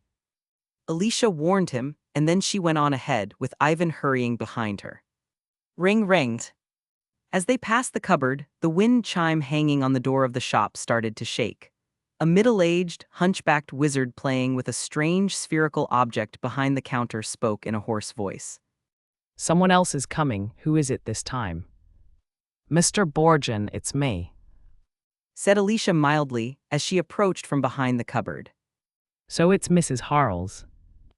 The owner, Caratakis Burke, looked uninterested as he slumped back in his chair. You're going in and out of the house, and you're making my fireplace dirty. I'll have to charge you next time. Why don't you put the interchange at Knockoff Alley with me? Alicia suggested with a smile. Forget it, that's not something you can just touch. A little dirt and you're dirty. Burke's lips twitched, revealing a gold tooth in his mouth. While they were chatting, Ivan studied the owner of Borgin and Burke's. He appeared to be in his late 40s or early 50s, with well-groomed, greasy hair, 2 dark rings on his thin, withered fingers, and a very common black wizard's robe. Apart from his bent back, he looked no different from any other wizard, and his voice was soft and harmless. However, from both the book and the memories in Ivan's mind, this was clearly not an ordinary character. Even the famous Dark Lord worked here in his youth. This must be young Hal's. This is the first time I've seen. Burke placed the strange sphere in front of Ivan, and when he got closer, Ivan could see that it was an eye. It seemed to have been enchanted, as the black eyes moved freely and met Ivan's gaze. The moment they looked at each other, Ivan felt a little dizzy, and then he subconsciously used occlumency to regain consciousness. Bang! There was a flash of blue light, and the eye was knocked out of its socket and smashed against the door frame. What are you going to do? Asked Isaiah, her face grim. She had pulled out her wand and was pointing it at Burke's head. The tip of the wand glowed with a dark light, as if it were brewing some kind of dark magic. Don't be angry, I was only joking. You should know the scouting eye. Burke used the summoning charm to summon the eye back to him. He waved his hand apologetically, but did not look the least bit flustered at having his wand pointed at him. He pointed at Ivan. Besides, isn't Mr. Harris Jr. all right? Alicia turned to Ivan and saw his relaxed expression as he shook his head at her. Grimly, she put her wand away. It also had to do with Alicia's understanding of the effects of the scouring eye. If it had been a lethal magical tool, she would never have fallen for it. Ivan appeared relaxed, but he was terrified. Knockoff Alley seemed more dangerous than he had imagined, and he had almost been caught in it under the protection of Alicia. Ivan would have torn the place down with Alicia if he could. However, it was extremely unwise to engage in combat with a shop owner in a dark arts shop. No one knew how many trigger-type magical items the other party had placed in the shop, not to mention that Burke was completely fearless. Therefore, Ivan took the initiative to pretend that he did not care and stop the conflict. As an apology, I'll give this to young Hulse. Burke offered, looking disinterested from beginning to end, but curious about Ivan. There were many wizards who could resist the eye, but he had only seen one so young. Now I'm not interested. Ivan said, shaking his head. Keep your tricks to yourself. Alicia was not in a good mood either. She grabbed Ivan's wrist and walked out the door. What's the use of that eye-like thing? Is it called a probing eye? Yvonne asked once they were outside. At the same time, Ivan looked around and saw that they were in a narrow alley. The walls were made of red brick, but it was clear that there was a lack of care. There was green moss on the bricks on the right, and some of the red bricks were corroded. One could vaguely see some rubbish piled up in the corners of the street, and a foul smell even wafted over. The eye of exploration can confuse the beholder and send them into a trance. They will answer any question that the questioner asks. Alicia explained after looking askance at Ivan. A magical prop version of Veritaserum. Ivan was envious for a while, and his probing eye could be activated just by looking at it. Why are you regretting not having asked for it? Alicia asked. No, I don't think Burke would be so kind. Chapter 95, 95 turkeys made like this have no soul 3 years ago. Chapter 91, turkeys made like this have no soul. I'm glad you do, Said Isaiah, and then asked how Ivan had resisted the scouring eye. It's occlumency. I found it in the school's restricted section. Yvonne thought about it and decided not to hide the truth. It was thanks to Dumbledore's repeated use of Dementor that Ivan was able to react so quickly. Well done, it looks like you learned a lot of good stuff in there, considering I only dared to sneak into the restricted section in my second year. Isaiah looked at Ivan with admiration and did not reprimand him for breaking the school rules. He only reminded Ivan to keep some knowledge in mind and not to try it unless he was absolutely certain. Isaiah's reaction was exactly what Ivan had expected. As far as he could remember, Isaiah didn't care much for rules, but his encouragement to go into the restricted section and rummage through the books made Ivan sweat. By the way, why didn't we just use flue powder to get to the fireplace? I enchanted the fireplace at home, I remember telling you that. Alicia looked at Ivan suspiciously for a moment. How can I keep remembering when it happened? Ivan asked with a shrug as he searched through his memories. Even though Ivan was able to sort through his memories through occlumency, They were 10 years of a person's life, and he could not remember everything clearly. Sometimes you had to think back for a while. In order not to say too much, Ivan kept his mouth shut for the rest of the journey, using only his eyes to observe his surroundings. If Diagon Alley was a bustling city street, then Knockturn Alley would be somewhat like a slum, perhaps even more dangerous. Because it was also home to a large number of dark wizards, and because the Second Wizarding War was only 10 years old and many Death Eaters had escaped punishment, it was difficult to say how effective ministry rules were in Knockturn Alley. Ivan could feel several malicious stares directed his way, both openly and covertly, but they were quickly averted, presumably because of Alicia's presence. About 7 or 8 minutes later, Ivan saw his house in his memory, which was also a dark arts shop. Perhaps because it was remote and the land was cheap, it seemed very large and spacious. Through the glass window, one could vaguely see many magical objects on the shelves.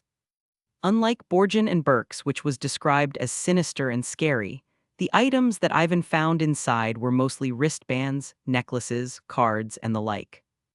The shop was divided into 2 floors. The first floor, where magical objects were sold, the second floor, where the living quarters were located, and the basement, where Isaiah made or studied magical objects. Why don't you get some rest? I'll go and cook. Alicia led Ivan into the kitchen. Ivan was relieved to have some time to himself after Alicia's departure, and he was mentally and physically exhausted from searching through his memories and chatting with her. Ivan had a headache thinking about how he was going to spend the rest of the summer together. There was a loud clatter in the kitchen, which attracted Ivan's attention like a hotel scullery. When Ivan looked through the window, he saw Alicia standing in the middle of the kitchen, gently waving her wand, and a clean-shaven turkey jumped onto the chopping board. The knife hanging on the side of the table slowly drifted over. As it passed, it cut a piece of steak neatly into several large pieces and began to process the turkey. The various jars of seasoning were not idle either. The wine was poured straight down and the turkey was soaked in a basin. The steak was sprinkled with unknown seasoning and sent to the magical oven. Ivan even saw the turkey turning on its own accord when greasing its wings, raising its wings so that the brush could rub more oil under them and smell better when roasting. Ivan had a strange expression on his face when he saw this. He searched his memory and found that it had been transformed into a magical kitchen by Alicia. The cooking process was basically like making an assembly line. This was supposed to be for Christmas. Alicia's dark purple eyes stared straight at him, her gaze bitter. Well, Ivan stammered because he had indeed stood Alicia up at Christmas, and he hadn't sent her a single letter. Ivan could imagine Isaiah preparing everything and then waiting for him at the station. I didn't expect them to keep the ingredients. so how long was this turkey kept? This chicken isn't out of date, is it? Chapter 92, Which House Are You In? Of course it's not out of date. I ate the Christmas ones a long time ago. They're for your homecoming. Alicia laughed. She had thought Ivan had changed a lot in the past year and felt strange about it, but now she knew him better. Because the reaction is just as funny. You're not at Slytherin. Of course, you sent a letter to Professor Dumbledore, didn't you? He didn't tell you that I was assigned to Gryffindor. Ivan looked at Alicia strangely. He hadn't mentioned this in his reply, as he thought his mother would have known. Gryffindor, you're in Gryffindor House, where idiots gather and attack each other. Alicia's voice was thick with anger. Ivan's mouth fell open. He didn't think the Lion's Court was all that bad, did he? Before he could speak, Alicia angrily crushed the glass in her hand. The sharp glass pierced her palm, and orange juice mixed with drops of blood flowed onto the table. Your damned headmaster assigned you there. Alicia asked, enunciating each word. Ivan had no idea what was causing Isaiah's anger, as he had no memory of any such thing, but he was under pressure. The house is supposed to be divided by the Sorting Hat. However, Alicia did not believe him. She felt that someone must have used their power to force the Sorting Hat to change its decision, so she did not hesitate to scold Dumbledore in front of him, almost using all the greetings she knew on the old professor. I should have sent you to Durmstrang. Alicia concluded angrily. Then why am I at Hogwarts now? Are you and Professor Dumbledore on bad terms? Yvonne asked cautiously. Anyway, stay away from him at school. Chapter 93, Another Calm and Peaceful Day in Knockturn Alley. Hey, Ivan muttered. From his vantage point, he could see a wizard in an old wizard's robe coming out of the room with a hole in it, cursing him for being unlucky. After all, there were so many houses around. Why would they attack his house? The werewolf's ability to heal was remarkable, as his wounds had begun to heal the moment he was knocked to the ground. The wizard seemed to notice this, and his expression became even more irritated. His wand began to emit black smoke, and he muttered strange, unintelligible incantations. The black gas spread and took the shape of a human face. Its mouth opened and closed, and it charged at the werewolves on the ground with a piercing scream.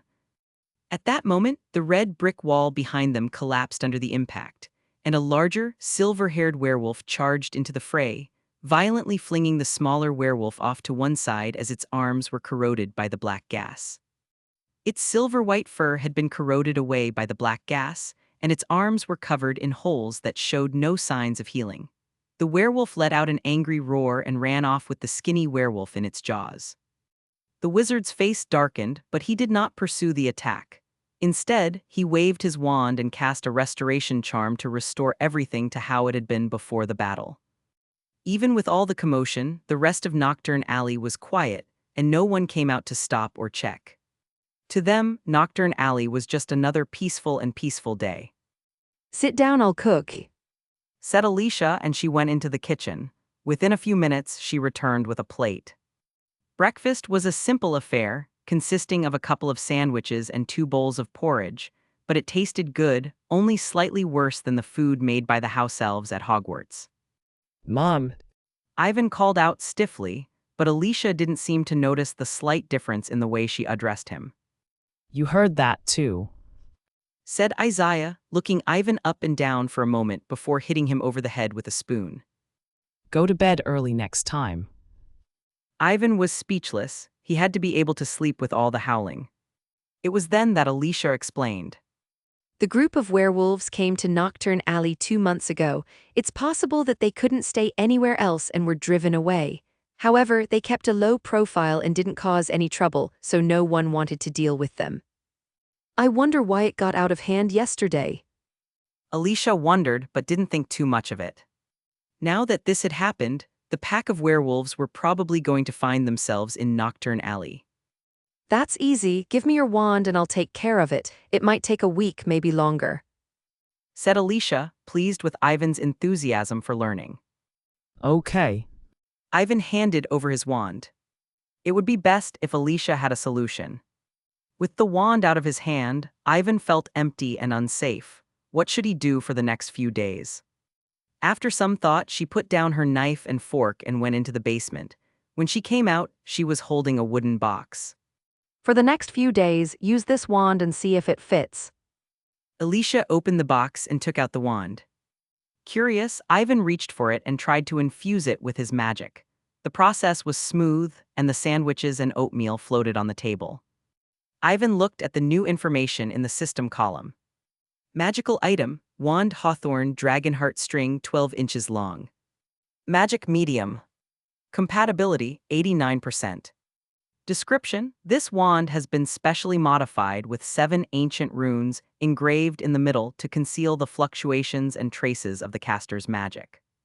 This is also 89% compatibility, Ivan thought, wondering how inappropriate my wand was before. However, the instructions in the appendix surprised Ivan. He looked at the middle of the wand and saw a few strange characters. When he used the levitation charm, he noticed that the fluctuations of the spell were much weaker than usual. How was it handy? Alicia asked. It's handy. Ivan agreed. I knew it would fit. Not surprised, Alicia put the empty box away. Did you make this wand, Mom? Ivan asked curiously, looking at the strange runes carved into the wand. He didn't remember any other wands having such runes. Of course not, making a wand is a very high-end skill. All I did was give it a bit of work. Chapter 98 Look, I think it's the right time to cultivate the soul-sucking guard 3 years ago. Chapter 94. Look, I think it's the right time to cultivate the soul-sucking guard. By the way, Mom, how are you doing with your pager? Ivan asked. It's not bad, why are you planning to learn it in the summer? Alicia asked in surprise, then frowned. Although the puffs are high-level charms, they are generally useless. I think you should learn something more basic. Basic charms, as in these. Ivan waved his wand and chanted a spell, causing a sandwich on the table to levitate, then break into pieces, and then rapidly transform into birds. The crisp sound of birdsong filled the hall, and in the next moment it was burned to a crisp by a raging fire. What's going on? Yvonne was tongue-tied from the kneading, and she was frightened by the whole process, but she managed to retain as much surprise and displeasure as she could. I can't believe I've given birth to a genius. Alicia rested her chin on her hands and stared at Ivan with her purple eyes. It can't be helped. Geniuses can't be explained away by common sense, like Harry Potter, the savior of the wizarding world, who defeated the Dark Lord at birth. Ivan vowed. The deliberate mention of Harry was meant as a test, as he was concerned about Alicia's displeasure with Dumbledore. I didn't see you being special when you were born. Said Isaiah, petting Ivan's hair and rolling her eyes. And next time use something else to practice magic, don't waste food. Ivan nodded, slightly relieved by Alicia's lack of reaction, and then whispered a question. What about the Hundan Guard? Not until after dinner. Alicia shoved a sandwich into Ivan's mouth, telling him to shut up. She was still reeling from the shock. After a quick breakfast, Alicia was finally able to accept the fact that her son was a super genius. She became extremely excited and couldn't wait to see how strong Ivan was. Come, let's go to the basement practice room. If you please me, I'll consider teaching you. Ivan reluctantly followed Alicia down to the basement, which was much larger than the first 2 floors, and was divided into 3 areas: the storage area, the work area, and the practice room. It seemed that Ethiopia had been expanding illegally in recent years. Alicia went into a cubicle in the training room and changed out of her robe. She put on her usual dark green wizard's robe and black gloves on her right hand. The gloves were made of silver silk, and there were several rings on the fingers of her left hand. All right, that's it. Alicia stopped on the right and turned to Ivan, indicating that he should make the first move. Ivan looked around and saw that the place was empty, except for practice dummies and wooden tables and chairs. To be honest, Ivan was still not used to waving his wand in a face-to-face battle, especially against a wizard who was obviously more powerful than he was. Expel Irmus. A brilliant red light swept through the air. Alicia bit back the words she was about to say and smiled, flicking her wand through the air to create a barrier of magic that blocked the red light. When Isaiah saw Ivan again, he had cast the shield charm on himself. The sound of birds chirping filled the training room. With a sweep of Ivan's wand, dozens of small birds split into several groups and, under Ivan's guidance, flew towards Asia. Alicia had no intention of attacking. She was just testing Ivan's strength, so she moved slowly towards him, the black silk glove on her right hand glowing with magic. With a light tap of his right hand, a small spark flew out of the wand, which then expanded into a wide purple flame barrier. The bird crashed into it and was reduced to ashes before it could pass through. It would not do to have the intention of battle so obvious. Chapter 95. Magical items are also a part of wizarding power. You're a wizard, not a berserker. When Ivan saw this, he complained weakly, but he knew in his heart that Alicia was different from Chino, who had been weak and unable to move. She would not stand still and take a beating. So the first thing to do is to limit her mobility. The wooden table is flying. Drawn by magic, several wooden tables tumbled towards Ivan, with Alicia in the middle. Explode. Alicia's voice suddenly rang out in the practice room, and where her wand pointed, orange flames burst forth and crashed into the wooden table. Whirlwind sweep. A fierce wind blew across the training ground, sweeping away the wood shavings that were floating in the air. Alicia had a half-smile on her face, and there were faint magical patterns flashing on the rings on her left hand as she approached Ivan. You're cheating.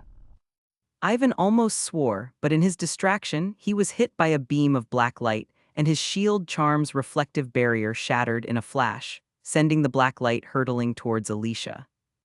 Alicia pretended not to notice. The black light vanished before it even got close, and the badge pinned to her robes dimmed, revealing a crack. Expel Irmus, Cried Isaiah, not wanting to give Ivan any chance of escape. Having lost his final measure of protection, Ivan instinctively used his GPA to activate the experience card and use the unicorn's shadow, but he held back. After all, this was not a real battle, and it was not worth the cost.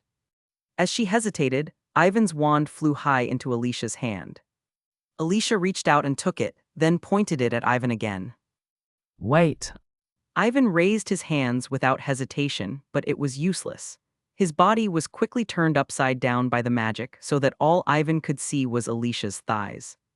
In a real fight, the enemy won't let you go just because you've surrendered, Said Alicia, crouching and tapping Ivan on the forehead with her wand. After giving her a piece of advice, Alicia waved her wand and put Ivan down. I've never seen anyone use a magical prop in an ordinary combat exercise. You're cheating. Ivan got up from the ground in frustration. After fighting for so long, he could tell that Alicia had relied on a large number of magical tools to achieve such overwhelming strength. Magical tools are part of a wizard's power. Alicia scolded him, but her heart was bleeding. Many of the magical items that she had used before were one-time use magical items that were difficult to repair after being destroyed. What? You want to beat me before you're satisfied? Ivan saw Isaiah's smiling face and shook his head frantically. He did not want to experience being suspended in midair again. Ivan did not forget the purpose of the battle and quickly asked. Can I learn how to summon the guardians now? Asia reached out to tidy Ivan's clothes, which were in a mess after the battle, and then asked him to use the Sion guard once so she could think about how to teach him. Expecto Patronus. Chapter 96, Believe it or not, your family will go bankrupt after this fight. The restricted section. Ivan explained briefly. Isaiah nodded but did not ask any more questions, thinking instead about how best to help him. She had assumed that Ivan had asked her for advice on how to cast the spell because he did not know how to concentrate his emotions, but apparently that was not the case. Ivan had a good grasp of the art of the call of the Lord, and all he lacked was a patroness. This was one of the more troublesome stages of practicing the art of calling upon a patroness. Some people might not be able to condense their patroness even after months of practice. However, there were ways to learn quickly, as long as one could create enough external stresses. I'll tell you what, I'll get someone to get you something to practice on the puffs, but it'll take 2 or 3 days. Alicia said, her heart aching, as it meant she would have to pay another galleon. Practicing how to call for divine protection. Could it be a Dementor? Ivan speculated but quickly dismissed it as unlikely. Getting a Dementor would not be easy. Most of them worked as guards in Azkaban, and the rest traveled in packs to places of death and disease, making them difficult to deal with, let alone capture alive. The most likely possibility is the boggart, which transfigures into something that people fear most. Ivan had a strange look on his face. Isaiah's fear of Dementors is why he is so eager to learn how to use the call of God.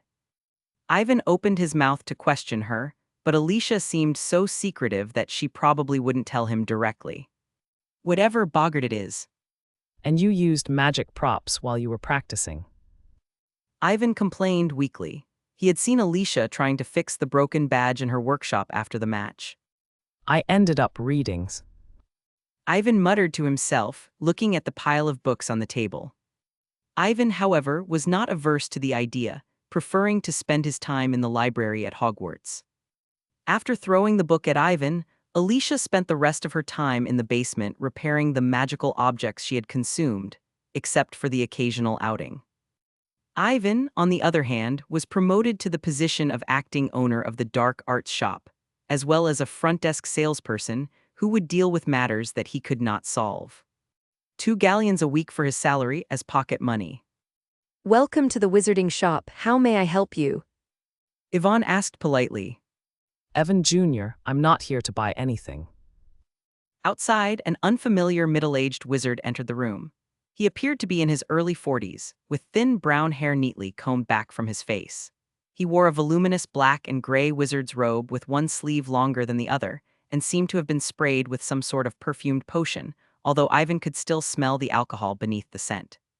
Seeing him, memories came to Ivan's mind, and he finally had some understanding of the middle-aged wizard in front of him. Daggett. Where's your mother? Why are you here today? Dugat looked around quickly when he entered the room. When he didn't see anyone, he turned to Ivan with a loving gaze and even reached out his right hand to stroke Ivan's head. Yvonne ducked out of the way and was shocked at how adept she was at it. Searching her memory, Yvonne found that she had done this many times before and had a 50-50 chance of dodging it. Doggett was not embarrassed at his failed attempt to pat Ivan's head and calmly withdrew his hand. My mother is in the basement, presumably repairing magical objects. What can I do for you? Just checking on her, that's all. Muttered Doggett as he made his way inside. Ivan was dubious, but then he remembered his doubts and asked, What do you mean? By the way, do you know what kind of trouble my mother had with Professor Dumbledore? When Ivan mentioned Dumbledore, Daggett did not look happy and hesitated for a moment before speaking. That's because 10.